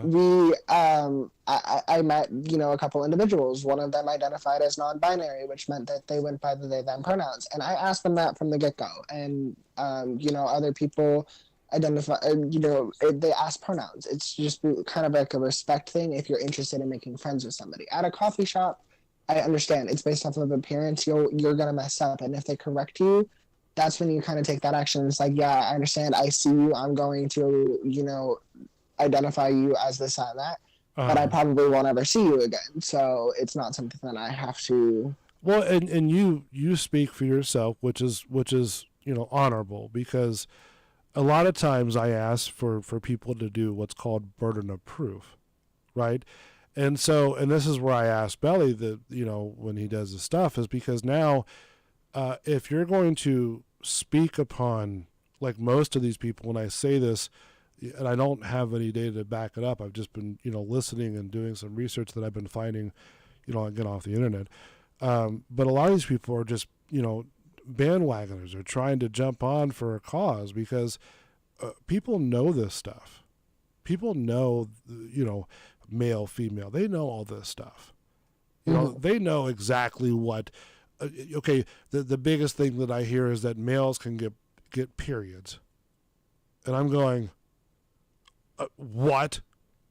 I'm sorry. Can you say that one more time?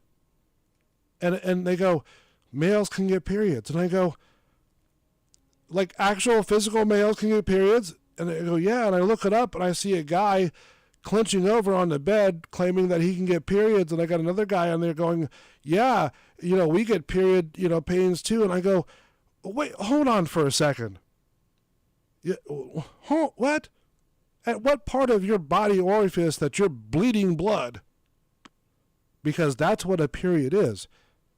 Well, it's the stripping of the internal lining of the uterus. Yeah, there we go. That's a little more accurate. And then that's what the period, the cramps, the pain comes from that lining coming off. Sure. Right. So therefore, if you're a guy and you're proclaiming on the internet, on TikTok and all this other social media stuff, that you're having period cramps, where the hell are they coming from? Because they're not coming from your uterus. Right. Sometimes I think those are just people looking for clout. And a lot. May I interject? Go for it. Is that part of the extremes that I mentioned in my opening? No, that's not extreme. That's almost every single video that if you type in. No, I'm saying from my end, that's and you can type this in, Belly, if you want to fact check me.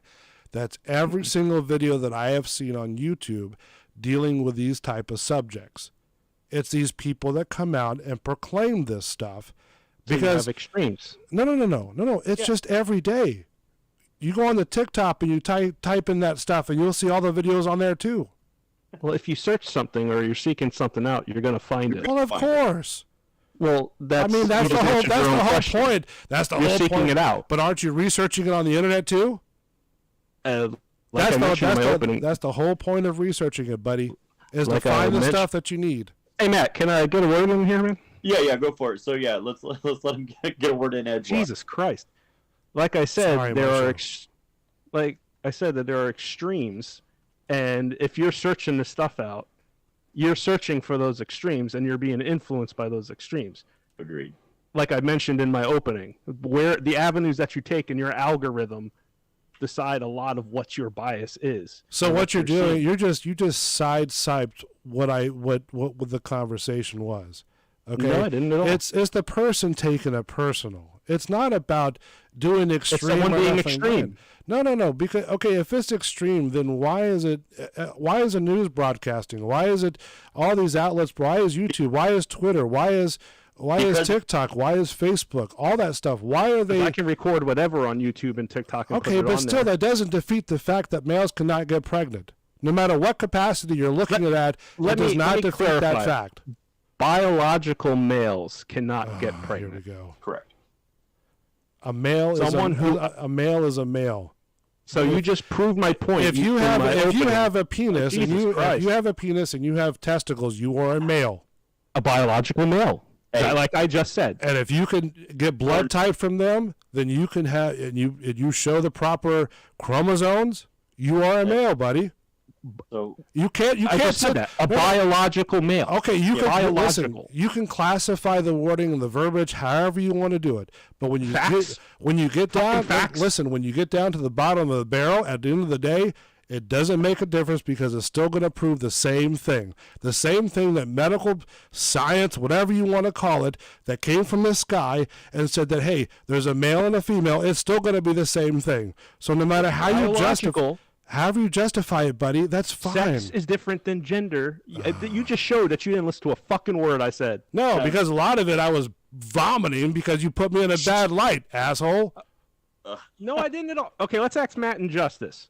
I was actually having a nice conversation with Justice. To be honest with you, because I was gaslighting. Because gaslighting. Get out of here with that shit. No, I was actually. I was one of those words. I was asking questions like a civilized person in my caveman brain. You were asking questions, then you went into a guy bending over, pushing out blood. Give me a fucking break. I was making a joke, dude. Get the fuck out of here. I'm sorry. I would like to kind of know where he was gaslighting, because, like, honestly, I've been going through this conversation, and he's been pretty respectful for somebody who is, as you claim, ignorant to the conversation. Respectful to you, yes. I'll give. He's trying to learn. Dude, just step on. Hey, listen. Do me a favor. I'm gonna put you back on the back burner for right now because again, Justice and I were having a very nice conversation, and I was learning. From what she was saying. You were talking. That's why dude, that's my job. That's what I have to do. I have to host this show. I'm sorry that I have to open my mouth and talk. That's what radio does. Okay, get with the program. Holy cow. But that's why I wanted to have Dame and her on here. Right. Because I wanted to learn from both of them. One that's been doing it for 16 years, okay, and the other one that's been doing it for 2 years. So, Matt, what's your opinion on this whole thing? Honestly. So, I think that people should be. I think we should leave people be. Exactly. No, I mean this whole conversation, this from the get-go. Oh, as far as this conversation goes. Yeah. So, yeah, I was absolutely mortified. and then I come to find out apparently it's a very common question. I was completely mortified by a question you asked. What question was that then?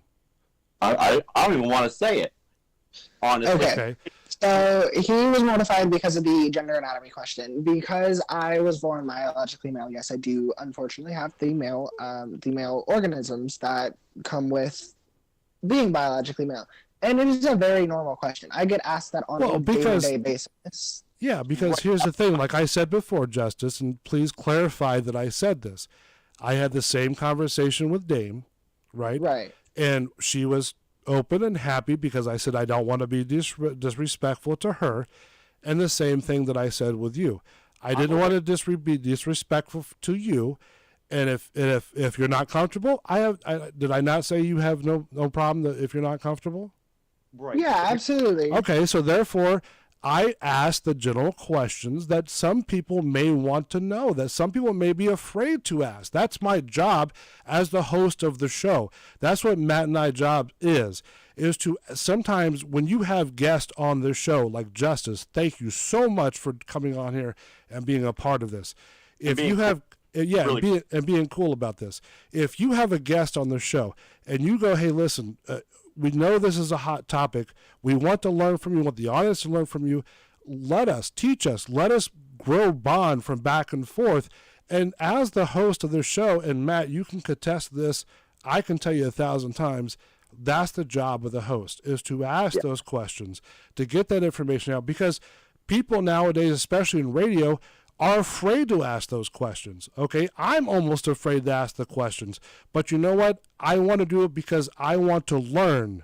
That's the only reason why. I want to know how you got there. What made you do this, okay? And I speak at this ad nauseum, okay? But again, these are the questions that people want to know. So, Bull, real quick.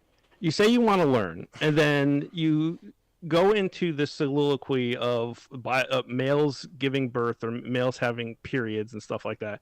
And then if someone says, you're correct, a biological male can't do this or that. But if they identify as a male, it's a different story because it's gender identity. You just don't hear it. You're not hearing it. Why? Can you back me up? Why, Matt? Why do I have to sit there and agree with? Justice. Let me ask you a question. And I'm gonna revert Belly's question over to you, because I want to hear what you think. Because I'm gonna tell you, I'm gonna say what I think about what he said, and I would like to have your response on it. Okay. So can I say what my actual position is before you try to influence what? So I can't say what my actual position is. Well, no, because I wasn't done, and I'm not going to gaslight as you think that I'm going to do.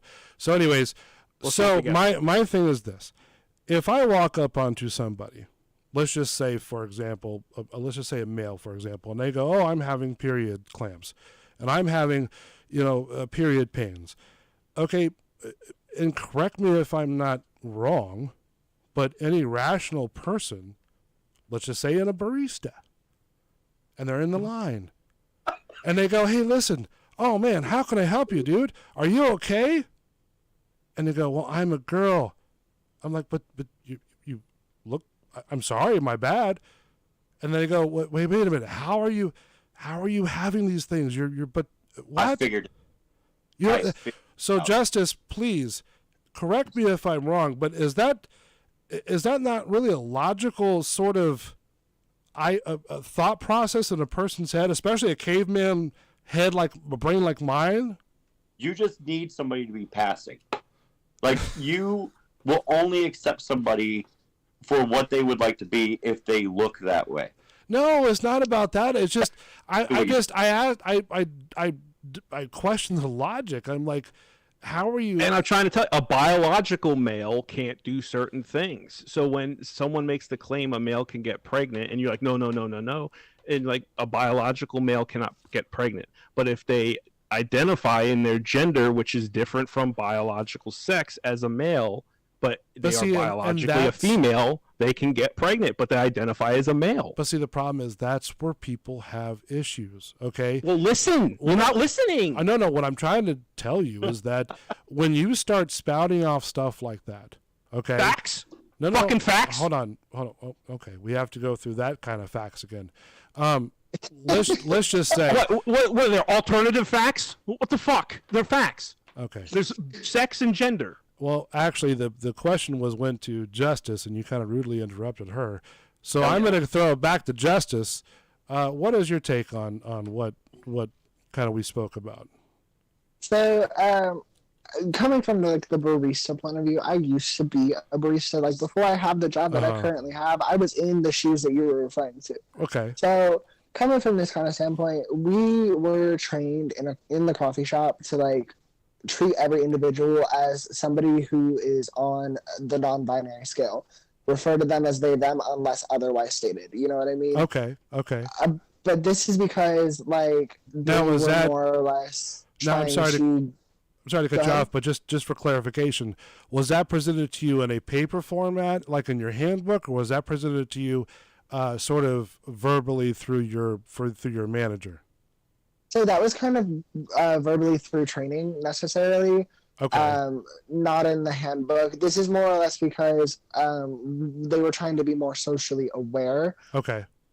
I understand that the physical appearance aspect, we as people mess up all the time. Even as the baristas, we had pins that allowed people to kind of see without asking Yeah. Okay. what our pronouns were. So obviously I had she, her pin, but I also had a they, them pin because Yeah, I saw those.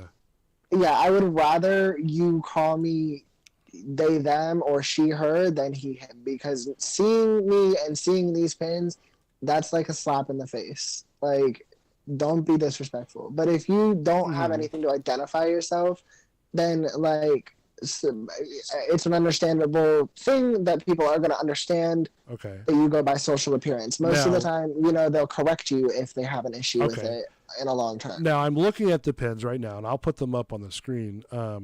And they're very interesting. And this is where like some of the questions that I have, because if I'm walking, let's just say into a barista, okay, or let's just say into a Home Depot, right?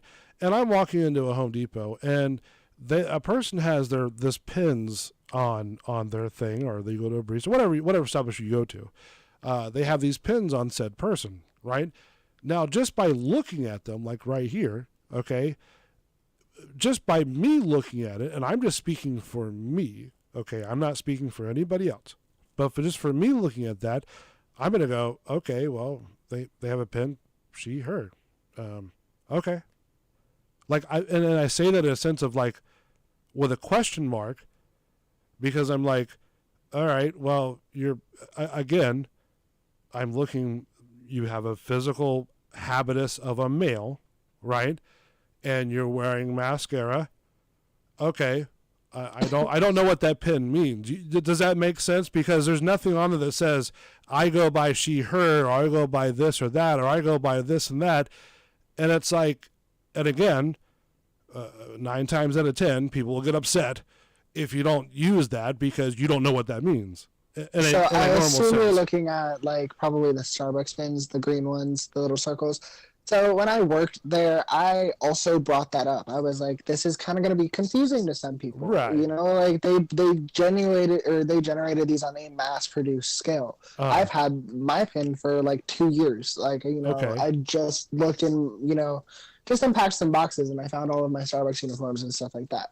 It's like those pins are old as hell. And, I definitely think that they could benefit from them being turned into like something maybe a little bit bigger or something square where it says something less, I identify as, or I go by, or I am she, her, hers, or something like that.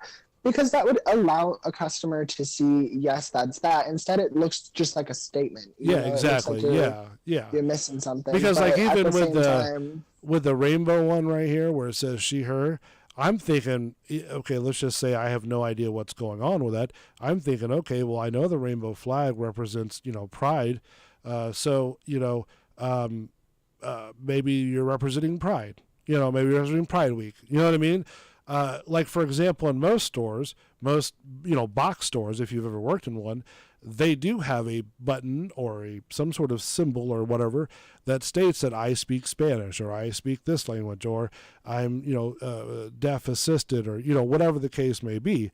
And it's actually legally to have something like that because that way, if you, like, for example, if you go to like a Home Depot, none of those guys, depending on which area or district you're looking at, are going to know what you're talking about. You know what I mean? Because even like some of the people that go into their construction guys, they don't know what you're talking about. And like from my background, just to give you a little taste, I come from 20 plus years of doing entertainment, and building sets and props and working with a lot of these job laborers and, stuff like that, and working with a lot of people who are, bilingual and whatnot. And and these are just people who have told me this in the industry that, and no offense to you by all means, but in a whole, they don't have time for that stuff, and that's kind of almost what the world is sort of looking at because like there was a story the other day that a lady was suing the doctor because of a blotched, mastectomy for her journey, you know. And I think more of these are going to start coming to light. You know, but it's so interesting, but also so scary at the same time, because like I said, this conversation like you and I are having wouldn't happen on a normal basis. And I think you can attest to that. Right. Most people don't ask. You know, a lot of the people kind of go by the don't ask, don't tell kind of thing. Right. Mm-hmm. And I'm kind of guilty of that, I'll be honest. Yeah. I'm not going to ask you, to be honest with you. If I see you out in public, like I'm looking at a picture right to you that Matt had sent me through the chat, because I was going to try to put it on there, but I have to do the whole rigmarole to do it. But just according to your picture, you look actually more female. Right. And that's just being honest. Like... you know, I'm just being honest with you. That's all. You know what I mean? You know, and I believe honesty is the best picture. You know, and to me, just by looking at your picture, you have a very, I don't know if you wear makeup or not, or you know, your eyebrows are very, clean cut. Listen, I've been doing entertainment for years, so I look and I do casting and stuff like that. So I look at facial features and stuff like that. And you've got the jawline of the female jaw. You know, the facial features see that. You know, and I have seen throughout the years and even studies will show this, that multiple or families with multiple children, mostly vaguely females, right? Sometimes they will actually have if there is a boy that was born within that mix, usually it's sort of towards the like the number 4 or 5 child if it's a boy. They will sort of tend to kind of have that sort of feminine feel to them, you know, or feminine sounding and whatnot. You know what I mean? Because I don't know what picture you're looking at, but I'm going to assume it's my Facebook profile picture. I believe so, yeah. Okay. Yeah. Do you have long like brunette hair with sunglasses and a wrist tattoo? So let's just, if you look in the Facebook chat that this call is on right now, go ahead and I sent a new picture. Okay. That is like as of Saturday. As of Saturday. In the picture that you were looking at in the first place, that is like a year ago. And in that picture, I wasn't wearing makeup. I wasn't wearing like any kind of, I wasn't wearing makeup. I had just got my eyebrows done and I had just dyed my hair back to my natural hair color. Okay. So go ahead. Can I be honest with you? And Matt, I mean, I know no disrespect to any of you guys, but to me, you do, just on the surface, I mean, you do have a feminine look to you. I mean, you with the makeup and the lipstick and the hair and stuff like that. I mean, you do pose sort of a feminine look to you. That's a she/her, sir. I'm sorry. That's a she/her. Well, what did I say? Something wrong? Well, no, but you're amazed by the fact that a she looks like a she. Well, no, because I mean, listen, makeup can do wonders for anybody. I mean, it can look the face of mine could turn out to be fantastic if I really want it to be. That's why I do radio. Justin sent another picture in the group chat. Let's clarify like what I'm wearing in that picture per se. I know that this is like a bunch of, you know, male identifying people who don't care about makeup, but you know, I'm only wearing the bare minimum in that picture. Oh, really? I only have eyeshadow on in that picture, and I only have lipstick on in that picture. You don't have like you don't have foundation or nothing like that on? Nope, I don't wear foundation. Really? Is that contour. I don't wear blush. No, come on. That's your natural skin tone? Yep, absolutely. I don't wear any of that kind of stuff because I feel like that kind of stuff takes away from the person that I truly am. Wow. I was for 20 years. Right. I've been, you know, I've looked this way all of my life. You know, maybe like my face structure has changed, but I haven't gotten any surgery. All of this is natural. I've only, you know, well, I mean, like just existed. Even you're not wearing makeup or nothing, right? Like you're not wearing any foundation. You're not wearing nothing like that. Nope. I just wear lipstick and eyeshadow. Those are the only two products I own. No kidding. foundation, contour, concealer, that actually does worse for me than it does any good. Oh, that wow. kind of stuff like makes my skin break out. It makes my skin feel scaly and oily and gross. So when I don't wear that, I feel like I have a cleaner, clearer complexion, and I look better, and I look more feminine, and I don't look like I'm riddled with acne scars. Right. Of course, sometimes, you will still get acne. That's a part of life. Well, yeah, because that's, even males, like even without makeup, males go through, well, at least some males go through that sort of, not puberty, but a pimple stage sometime in their life. I know I went through it. Everybody goes through it. And I went through it bad for the longest time, time, all through high school. And the only thing that I did differently from the time that I had all that acne scars to the time that I have now is I cut foundation, concealer, contour, blush, all of that out of my makeup routine. The only 3 things I wear is a little bit of highlight, eyeshadow, and lipstick. And all highlight does is draw attention to the cheekbones and makes them shinier, right. I'm going to show you a picture of Blair White. This is another transgender person coming from I believe male to female. She has a very big following. Yeah, you've seen her before, Matt?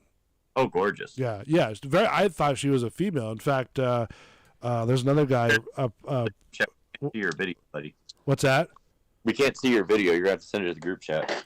Oh, it's up on the YouTube page. Just go to youtube.com, search Bulls Radio Lounge. Just hit the video that says live on there, and you'll see it right there on the front of the page.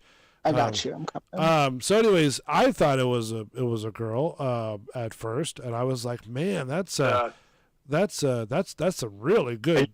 Like the worst picture of her ever. Was that the worst? I thought it was a good light. I mean, not this. I don't know what this clown's doing over here, but she's absolutely gorgeous for sure. Oh yeah, I have no doubt about it. So it's like. And she talks about, like we said before, like a lot of the stuff that we're talking about now, and she disagrees with almost 90% of all these people doing this. And she proclaims just like Dame proclaims that, they're proclaiming just like with the gays and lesbians at the time, and that was even before all these other letters were attached to it. Back in the early or late 90s, early 90s, even early 80s, I believe, they just wanted equality. They wanted just to be able to get married to each other. And we've definitely done that. Yeah, and they just wanted to serve in the military was the next big step, but that's what they wanted to do. That's it. They didn't want to make a stink out of it. They don't want to make a big. And if they did protest, they'd protest peacefully. Like they'd sit there and go, okay, cool. You would agree with it? No big deal. But now you're killing people. So, okay, with that, I feel like you got to take into account that Stonewall did happen. The Stonewall riots did happen. Everybody thinks that, like everything was all peaceful and stuff like that. Stonewall riots? What are those? So the Stonewall riots, you know how we celebrate the Pride Month in June, right? Yes. Which actually started out with the gays and lesbians going down the street, recognizing and actually celebrating. It was actually just a day, actually, to be honest with you, just one day, and it was to celebrate. Just to make the record clear, that it was just to celebrate their way of living. Just like we have Martin Luther King Day because he did his epic deals, just like we do with any other famous, life-changing person in this country. Because guess what? We followed those life-changing people. Mm-hmm. Martin Luther King, Jesse Jackson, all those people. But with these riots, it's like they started in June. They started at the end of June, I believe. It was like the 28th or something like that. So the day that you're referring to, it was to commemorate like the beginning of the Stonewall riots or something like that. But what these riots was a rebellion in, I want to say 1960s or something like that at the Stonewall Inn, which is in New York. Or was, I don't know if it still stands, but there was like strings of spontaneous protests and stuff like that in the LGBT community that were in response to the police raids that were going on at the time. In the 60s, it was a very like anti-LGBT time period where the police were doing spontaneous raids on gay bars all across the city and like hurting people and, you know, shutting places down because they were catering to the gay community. And so they like eventually the people of, you know, New York fought back, and that's because they were doing a peaceful protest in the streets and the police initiated violence, and it, you know, essentially that was the watershed that turned the gay movement into what it is now, because that was the first time really documented that the gays fought back and we, you know, fought for what we wanted.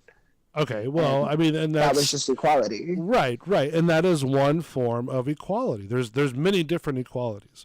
You know, this is just one situation, which is a great situation because you guys stood up for what you believe in.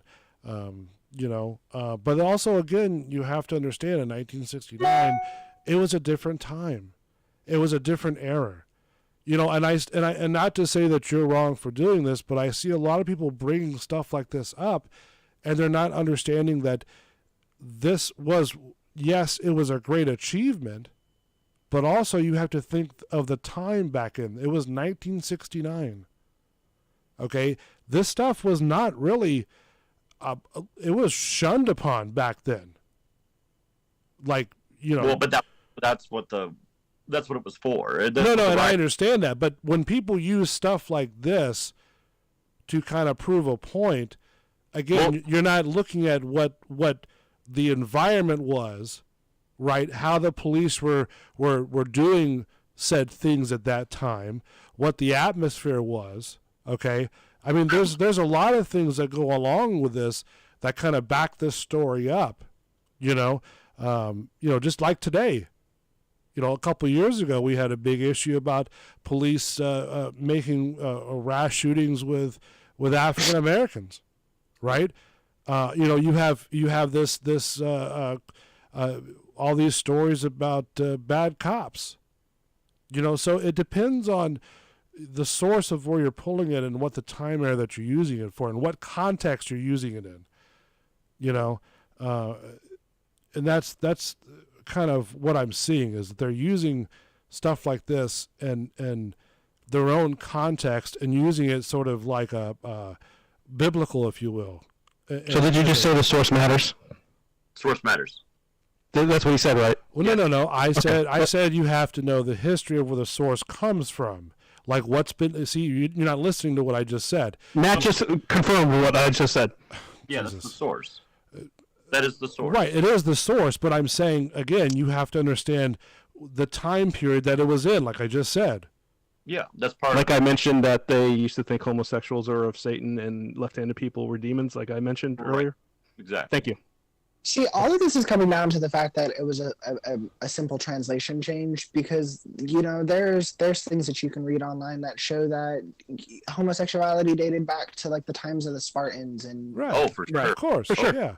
And nobody's debating seen as natural, and there's like it's not been a thing, right? And it's present in, you know, other species too. It's not just humans. It's seen in monkeys. You've seen it in penguins. There's that story going around right now about the 2 penguins at the zoo in New York. Oh, I remember that. Yeah. So it's like it's not something that people choose, and that's why the argument people say like we were born with it. No, you're not born with it. I mean, it's a choice of what in your life that you're making. Like if you feel a certain way, by all means, you know, do your journey. Like, well, I always just say, think about it like this. How did you know that you were attracted to women? Because of what? Boy, that's a far. I gotta think about that one. How did you think that you were attracted to women? Because you were born. You were born to think that. I could probably tell you this, like, you know, when I probably was, I don't know, and I'm trying to. God, this caveman brain just hits me every time. I probably want to say maybe around, God, maybe, and honestly, I'm going to say maybe around like 10 11-ish, 12-ish, you know? Because I remember, like, going out in the woods in the neighborhood, like, you know, sneaking out dirty magazines and going with the friends, oh, look at this, you know, blah, blah, blah, whatever. So, yeah, I mean, that's, and again, I mean, everybody's, you know, different at their certain age. But, again, speaking of the point that you just made, Justice, which is a very fine point, it goes back to what I said earlier, is the parents have to be... I say, like, okay, let me ask you this, Justice. Do you think it's fair for a child, okay, to be told, because let's just say, for example, the child is, I don't know, 4 or 5, okay, 4 or 5 years old, let's just say on average, okay? Mm-hmm. Do you agree with the parents to start telling the child or dressing the child a certain way because of the fact that they maybe play with a Barbie or with and mind you, every parent is different, and I am no judging any parent, but I just want to know by curiosity because, you know, I want to know that I'm going to let you answer this, but this is a game of word soup that you have just stumbled into, because you would literally dress a little boy or a born as male, right? Okay. Kid, dress them in jeans and to look like a little boy, right? Okay. Yeah. Yeah. He has penis. Social roles, like I mentioned in my opening. Yeah. And now you're like, oh, well, am I supposed to? Is it okay for me? No. I'm asking for her opinion, because this is what I've been seeing too as a trend, is like people that either having newborns or they're raising their kids and they see their kids playing with certain things, they start dressing them as as you know, a male or female or whatever the case may be. And I was wondering, because again, being curious, and I was wondering what her stance is on that. Does she think that is, in her opinion, does she think that it is righteously correct to do that? So, okay, I'm going to answer this just because, like, I am very partial on this, because I definitely do think that just doing it based off of a preference of toy does not really have a good effect, because that's kind of more or less just being like, okay, you want to play with Barbies, that automatically means that you want to be a girl. That kind of just forces somebody into a social role. So, generally speaking, what I think is people are excited to know the chromosomal sex of a human being. They want to know whether you're having a boy or a girl.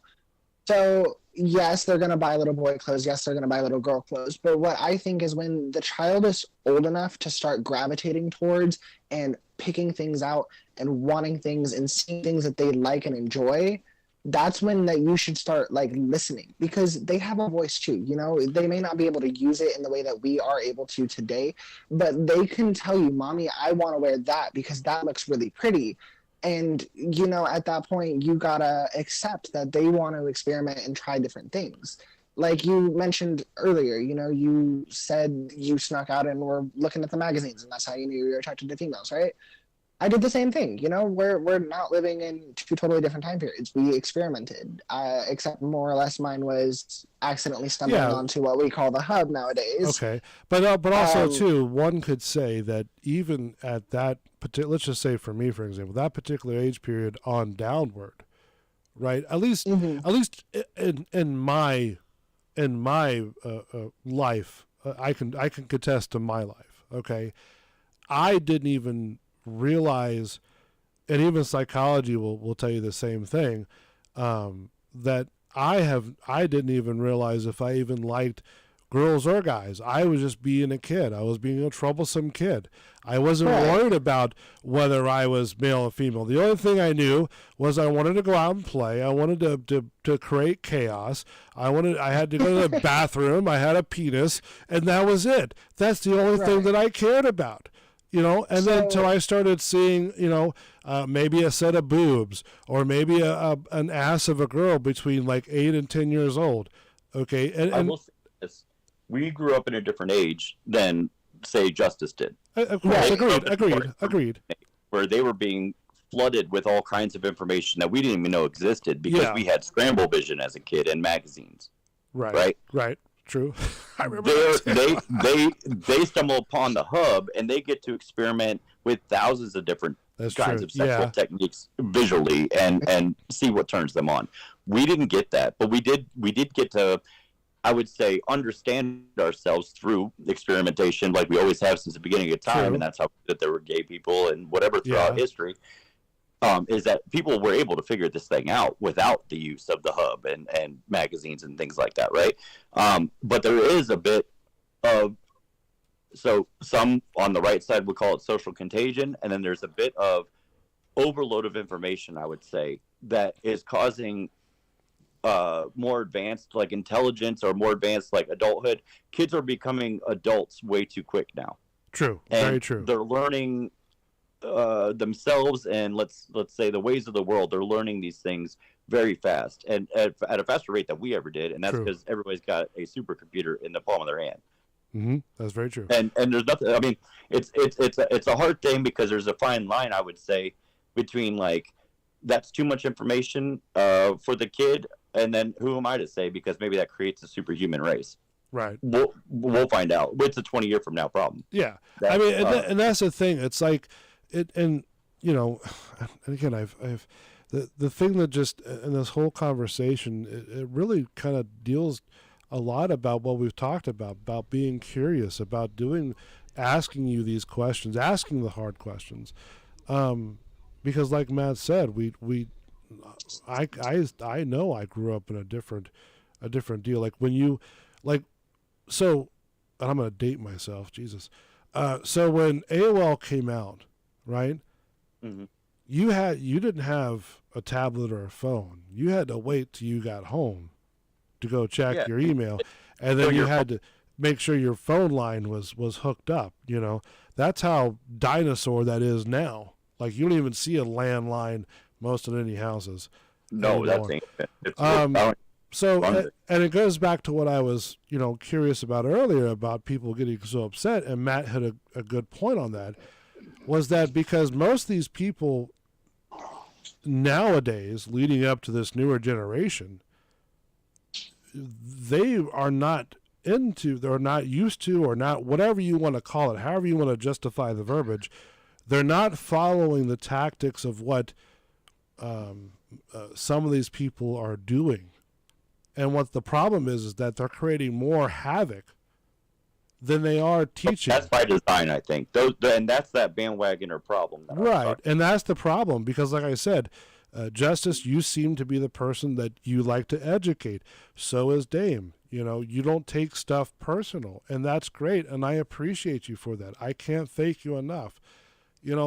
But because I understand that like generational differences is a thing. Yeah. I grew up in a multi-generational family who, like, my grandmother's in her 50s, my great grandmother's in her 70s, right. And like I met my great grandmother before she died. Like that's the kind of generation I'm in, because I grew up in a young family. Yeah. So I see that generational differences exist, and I know what people were taught and what people were taught, because I grew up, I was born here in Florida, but I grew up, all over the South, and like my family being from Georgia and Tennessee, like you can see the very Southern cultural like raisings where a man and a woman need to get together and do XYZ, Well, yeah, but I mean, and like growing up with that and seeing the different generations and how they handle different things. Like my great grandmother would tell me to go pick a switch on my own, like I need to go pick my switch.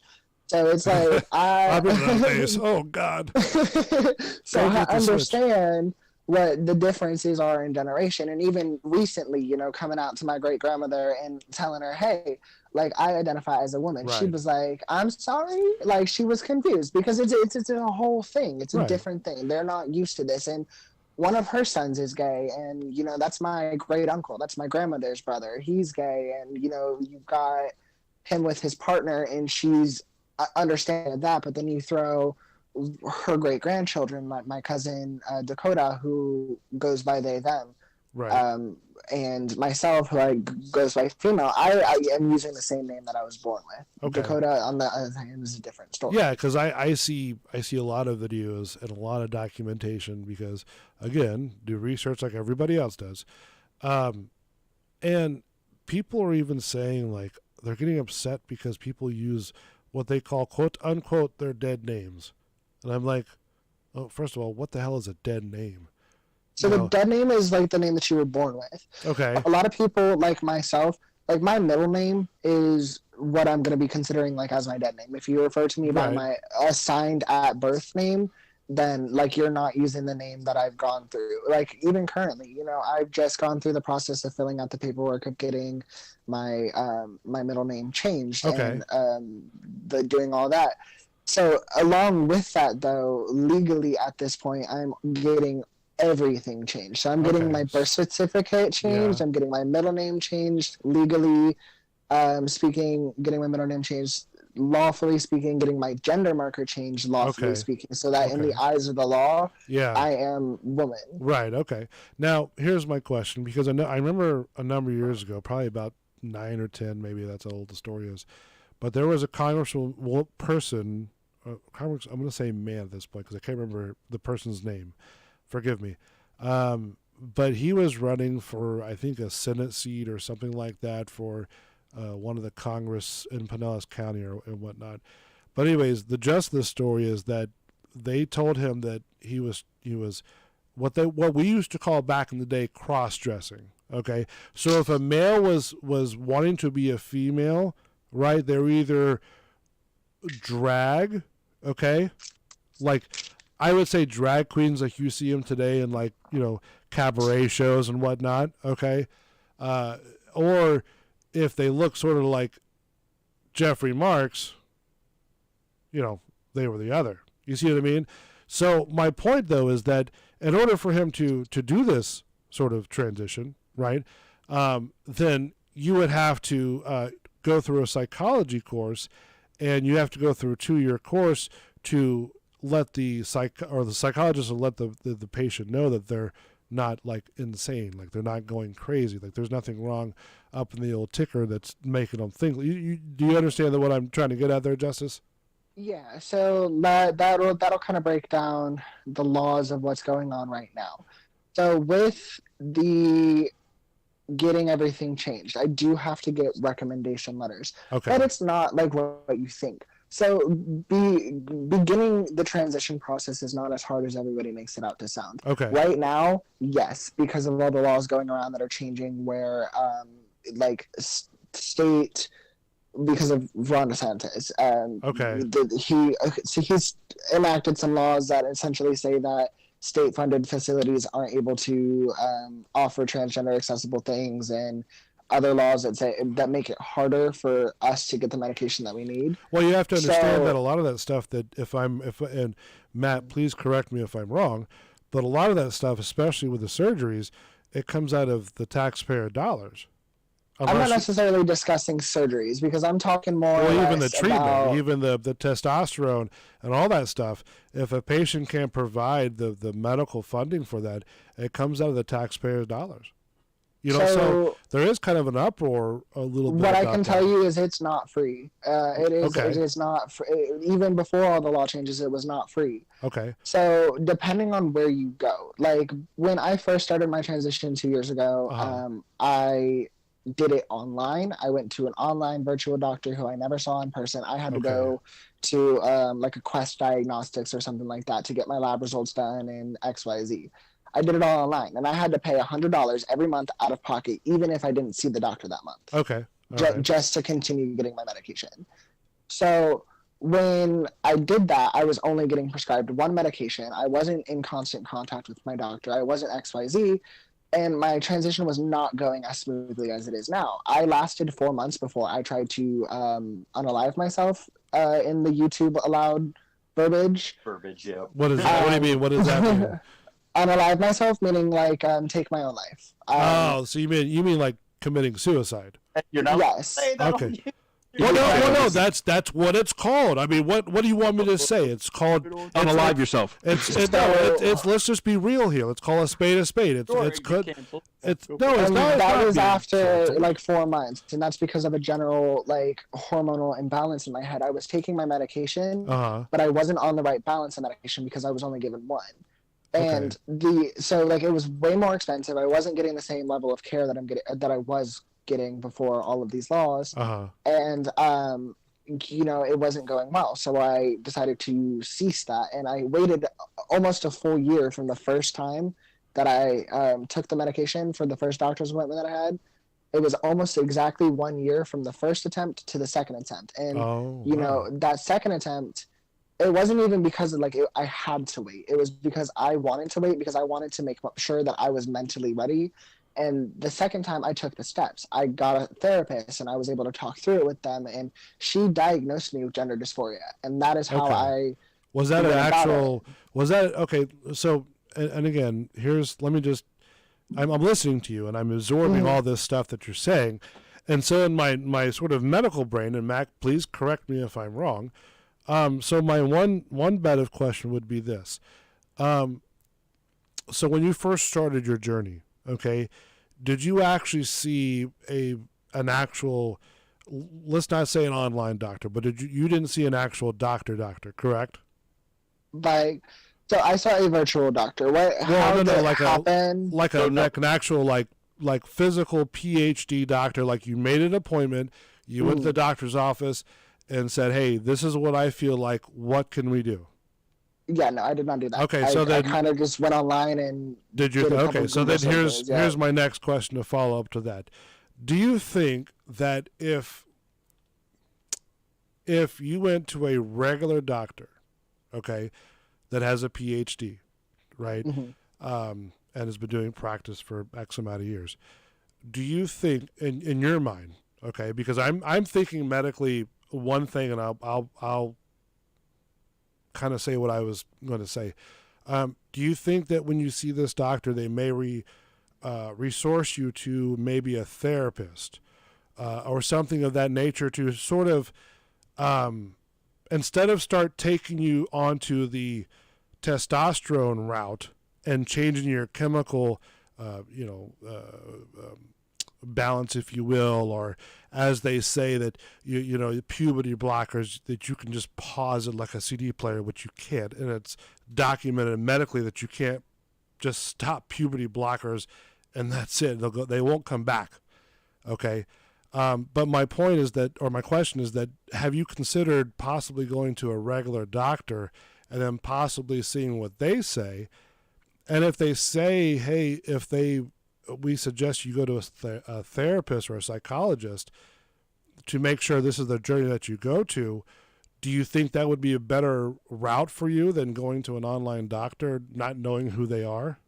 So here's my thought process on this, because I did actually speak with my therapist about this. Okay. So you do have a therapist, right? Yes, I do. Okay, I've actually her name is that... Jalissa. That was me. I did this before the medication. Okay, so that was before you went to the online doctor, correct? No. This was after. So Okay. Yeah, for the longest time, straight out of high school, I was very much against therapy, and that was because when I was younger, it was court mandated due to things that went on in my personal life. Okay. I was very much against it. Family situations, got it. Okay. After attempting to unalive myself, I realized that I needed more help than I could give myself. So later that year, I believe I tried to do the task in August. It was only 4 months after I started hormones. Okay. And so I attempted to do the task in August, and around October time, at this time I was working at Starbucks, and Starbucks does a whole lot for their employees to allow them to have better access to mental health. Okay. So, which is great. Yes. Through Starbucks, I learned that they offered a free mental health service where it would pair you with in-person therapist to be able to work through the struggles that you were going through. Okay. And they gave you 20 sessions for free. Okay. So I took full advantage of that. And when I found out about it, I had a couple weeks before it would reset and all of my visits would reset.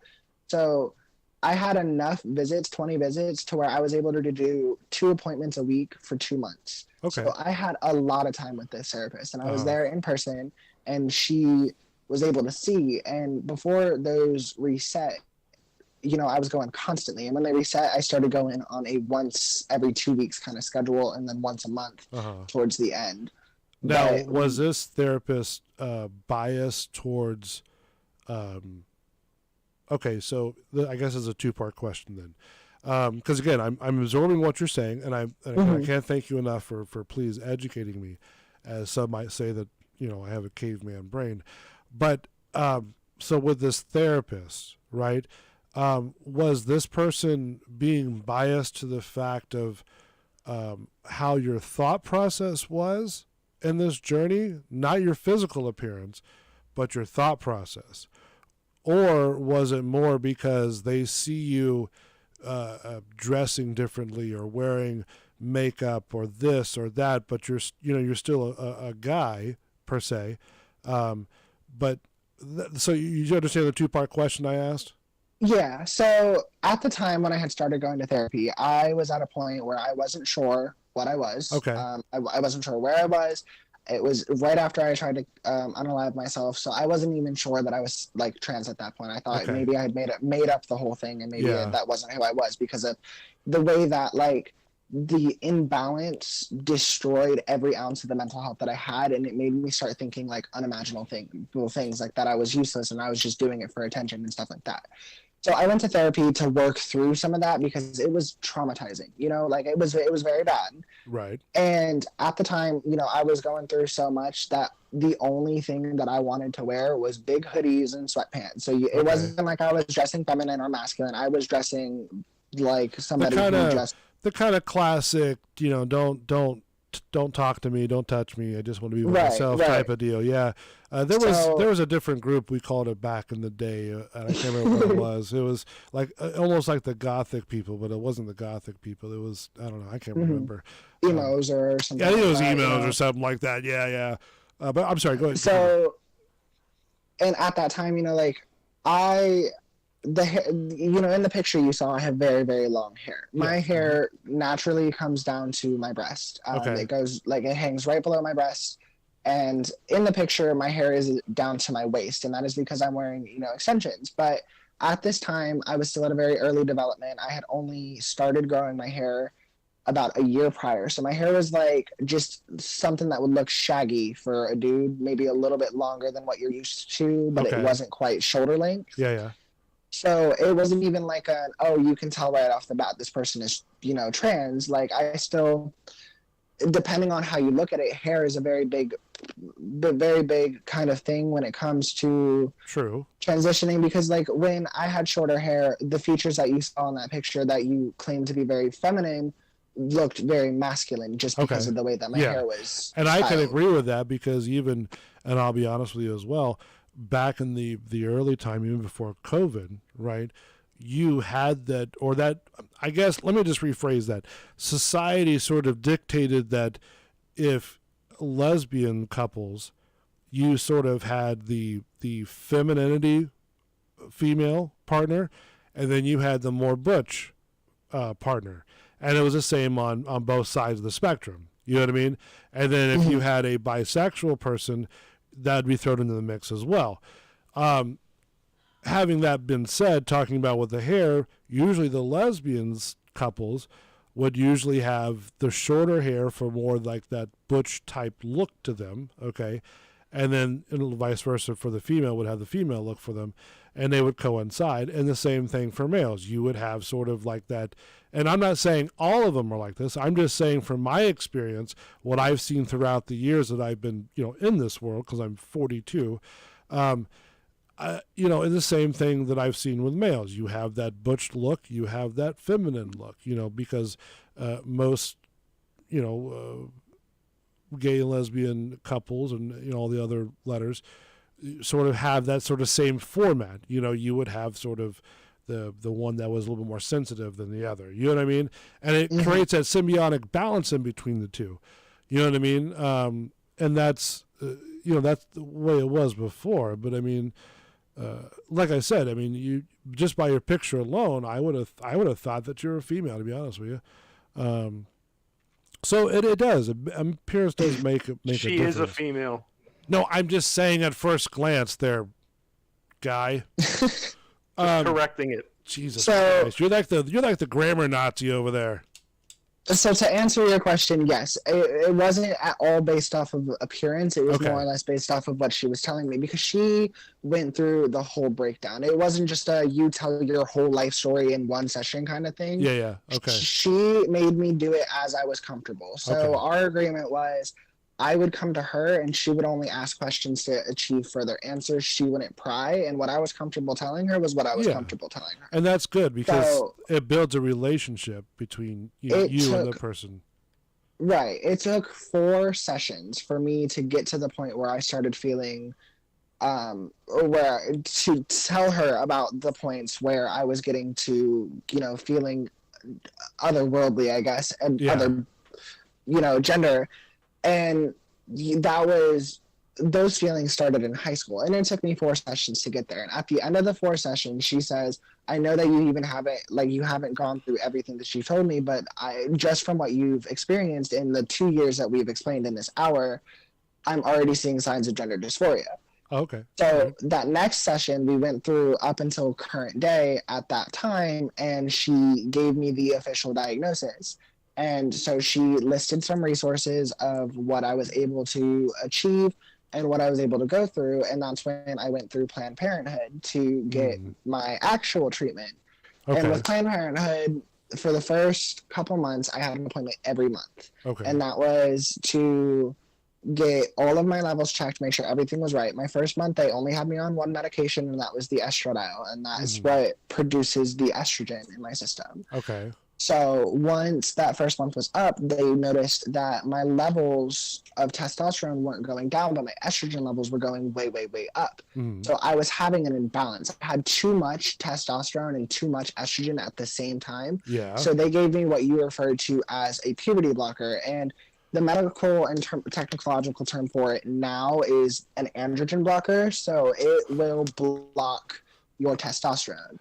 So that blocked the production of my testosterone, which balanced my estrogen and testosterone levels so that I was getting that balance. And that is why my mental health significantly is better this time around than it was last time around. So just recently, at one of my recent appointments, they added a third medication, and that's more or less, that third medication is to amplify. So my levels of estrogen are at a point where they are higher than testosterone now. So now this third medication is going to get it to a level that mimics that of a biological female. And see and that's the thing that, like, what you're talking about is very informative, because I don't know if people was your doctor giving you this information, or were you doing this on your own research? So like, for example, I asked a whole lot of questions. Like, for example, if they go, I'm going to give you this specific testosterone or this puberty blocker, right? And no matter what because most people in documented medical history, most patients won't ask questions. They'll just believe the doctor. I, for one, like to ask questions. I want to know what's going on in my body. I want to know, if I can, the chemical makeup, because like we've seen in the past, certain medications react to certain people in various ways. Okay, so my question to you was that, did you ask these doctors, like, extensively when you started doing these injections, like what it might do to your body or your mind or your physical appearance, any side effect, like, does it cause cancer? Will it destroy my liver? All those kind of questions I would think one would ask before even starting any type of injection. So this time around, I actually did ask a ton of questions because last time, I didn't feel like I asked enough. Yeah. And so the reason why I asked a ton of questions is because, as I told you in the beginning of us conversating, I'm looking to educate, because a lot of people, I'm realizing, are very ignorant to the subject. They don't know what's going on in our heads. So I've actually been documenting this entire process. Every couple days, I will write, a significant change that has happened, something, whether it be physical, whether it be mental, whether it be emotionally. I will, document this into a little journal so that when I'm at a point where I have enough to start writing a storyline, I can tell my story the way that I'm telling now, and it'll be more in detail and more in depth. Right. It'll tell people how I got to this point, explaining like early childhood, explaining like what processes that I went through to get to where I am now. And you know, I've been in very close contact with my therapist for quite a long time. She's been helping me kind of gather my thoughts for this. And when, you know, it's finished after I've gotten it edited by, you know, everybody and all that, I plan to send her the final draft of the book before it's even published to make sure that, you know, it sounds like something that would help other people. Yeah. Because that is my goal in all of this. I want to help other people. So what you were saying, and forgive me if I just need a little bit of a refresher, like it's all about kind of how you present it. And yeah, she wasn't like prying, but I was giving her all of the necessary information. And that's why, you know, I'm trying to tell the story. And a lot of times psychiatrists will use different techniques to kind of get to the root problem. And a number of issues that I've heard and talked to with different people throughout the years is always the same conclusion. It all deals down with their parents. It all deals down with how their childhood was. You know, did my grandfather or grandmother, you know, abuse me? My mother and dad abused me. Were they good parents? Did they treat me right? And so like you guys are saying, ignorant to the problem, you know, and you're using it in the context of a different form. And that's the other thing too, is that in this sort of transition that we're going to, if for lack of a better word, a lot of these verbiage, just like any bill or whatever, is the meaning or the context is being used in a different form or fashion. And I don't think people are used to that, you know, because you get used to certain saying, like, for example, if you go down to the very deep south of Alabama or any whatever state that you go do, you'll notice a different twang, or different. And then if you live there long enough, you'll develop that same vocabulary, that same verbiage, the same speaking diatone.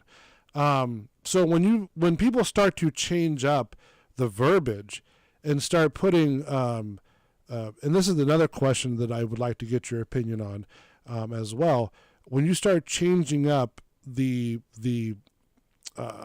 actual wordage of certain chemicals to meet this sort of economic, perspective, because just like COVID, they have documents where people have died and hospitals were getting a $9,000 kickback off of it. You know, so if they're going down the same format with this, then what's the difference if these doctors are getting an X amount of kickback of it because they want to make people feel the way they feel, you know, and that's the thing that they're not talking about. You know, I don't think it's necessarily about making people feel the way they want to feel. I'm saying like they're. Let me rephrase that. They're wording it in a way to where it's like, and this is all documented too. They're wording it in a way to where, like, for example, if a person is really feeling this way, right? No questions asked. They'll be like, oh yeah, that's great. Go down that road. I got you. We're going to do this. We're going to do that. We're going to do this. Without asking like the questions that we're talking about in a civilized conversation. You know, that's the problem that we're having with even children nowadays. Right. And that goes back to like what we were talking about earlier with the should we dress children based off of what they like play with kind of thing. I feel like if you like let the child, you know, tell you and not assume, that's where you're like doing something that's beneficial. And that goes back to like the hormones. I definitely should, you know, attesting to this, I don't feel like it should be as easily accessible as it was. I definitely feel like you should go through at least a couple sessions with, you know, a therapist and have somebody like validate your feeling rather than just jump right into something, because it is really hard on your mental health. It is so difficult. But do you think even with the word, okay, let's just talk about the word validating for a moment. Okay. And that's a word that's been slinging around here for the last couple of years, at least that I'm aware of, right? Like, you don't validate for me for this, you don't validate for me that. Well, why, not saying you personally, but why does a person, and I understand everybody's different. Like for me, for example, when I do these jobs and gigs, I don't need the personal gratification. Okay. Mm-hmm. I don't need the quote unquote validation. Okay. My work speaks for itself. Whether I'm building, filming, whatever, talking with a client, my work speaks for itself. Okay. So my point is that in this generation that we're living in, and we can concur that it's a more sensitive generation than, let's just say, 2 years ago. Okay. Why does everybody need some sort of validation? Like if you can do the job to your liking, and you can do the job, and you successfully do the job, then, why do you need other people's validation for you doing the job? Why do you need a person to tell you, well, I mean, listen, I get if someone says, and Matt, we're going to wrap it up here soon. Just give me a minute. And I understand that if you want to look good in a dress or whatever, that's proper kind of validation. But if you need to validate your feelings, I don't know if that's proper context in that meaning, because those are your feelings whether you have somebody validate them or not. The ideal of seeing a psychiatrist is to understand how you got with those feelings. It's more or less like, they're explaining to you how you could have gotten to that point. And when I say you need to go to the therapist, you have to talk through those feelings, make sure that what you're feeling is medically necessary for you to get those medicines, because otherwise you're going to jump headstrong into it and you're not going to know what you're doing. And if you don't ask the questions, you're not going to be able to take the medication properly. Like what I found out is if you misuse and mistake the medication in any way, shape, or form, you very well could develop a form of endocrine cancer, which is your hormonal cancers. Of course. So, and it's not injections most of the time. Like I currently take 3 different kinds of pills twice a day. Oh, do you really? Oh, jeez. So, I hope, to be honest with you, my friend, I hope that all this stuff that in closing, and again, I appreciate you, Joseph, for coming on. Thank you, Belly, for coming on as well. As much as we're both dicks to each other, it's all in good humor. It's all in good stuff. So it's nothing personal. So don't take it personal. Matt, I don't take it personal. I love you, buddy. I just want you to. I honestly, I want to say this in all honesty. I want you to go back and listen to the opening again, and then on a personal note, we don't have to do it on there. You tell me what you honestly think I said that was trying to put you down, because that was not the intent. Hey, I'm trying to have a good closing, man, and I don't have to go all through that mess, but I do thank you for coming on, even though your idealism is a little bit questionable at best, but nevertheless, you're still a good guy to me. But thank you so much, I appreciate it. Excuse me, I'm sorry. Questionable. Okay. Justice, thank you so much for joining the show. I know it's sort of been a wacky show to you, but I hope we did a very good job in producing the show. We worked really hard to do it, especially in the back end. Do you have any social media that we can promo for you? Honestly, if you want to go ahead and promote my Instagram, I don't really post much on it. But, okay, that's fine. Yeah, absolutely. It's just JMPW 1215. I will start posting more regularly here coming soon, so that I can kind of get more of an accurate production of images of the changes that are going through, because a lot of changes are happening and they're all kind of natural. So that's for any of your followers who are curious. So say that one more time. What was your Instagram again?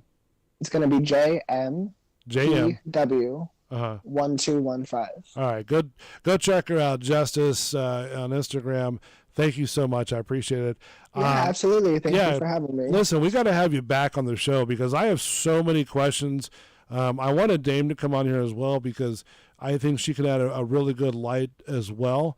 And I appreciate, Matt, I do appreciate you coming on the show and mitigating this debate, man. No, you did well, man. Thank you. Matt the Savior is a very good producer, and I thank him so much for what he does. He's really my savior for the show. Like if I have a problem, I'm frantically trying to call him.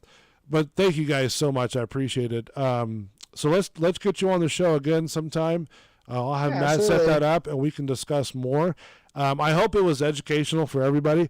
To be honest with you, I hope everybody learned from this. Even I've learned a lot about the psychosis of this, which that's what I wanted to get out of it. So thank you so much. I'm going to go out with Try This in a Small Town. I wanted to talk about this as well. There's a big heat about this. I don't personally have a problem with it. I'm not a country music person, but we'll probably talk about that next week. Yeah, just kind of a teaser. Thank you again to Matt the Savior. Thank you to Chewy Rocks, the executive producer of the channel and the show. Thank you for, God, I'm sorry. I do this all the time. Justice. I forget our guest names. I'm sorry. Thank you so much for joining the show. Thank you guys for listening. Belly, thank you as well. You've been a great sport tonight. I appreciate it. Thank you guys for listening to the show. I know it's a controversial subject, but we got to have more calm talks like this. This is really helpful. And I'm being honest with you. This is really, really helpful, especially for me, because there's so much stuff that I've learned just in this, almost 3 hours of doing it. Have you graduated from caveman to Neanderthal? I think so. I think I went to Neanderthal after this episode. So it's the ever so evolving that happens. I mean, come on. There we go. Yeah, so thank you so much. Go to youtube.com, just search Bulls Radio Lounge. You'll see it right there. There's more shows are going to be up here frequently. I'm trying to get more things pumped out with this new schedule. So please bear with me. What's that? Every Tuesday, 9 o'clock, Social Reload. That's right. Every Tuesday, 9 o'clock, Social Reload Show. Don't forget Belly. Is it Belly Uncensored or something like that? TikTok, Wick Watch, Bitch Watch, whatever you want to do. Just if you want to hear a bitch, just go listen to a show. That's what it's all about. Go get you some. Go get you some. We'll see you next week. Peace.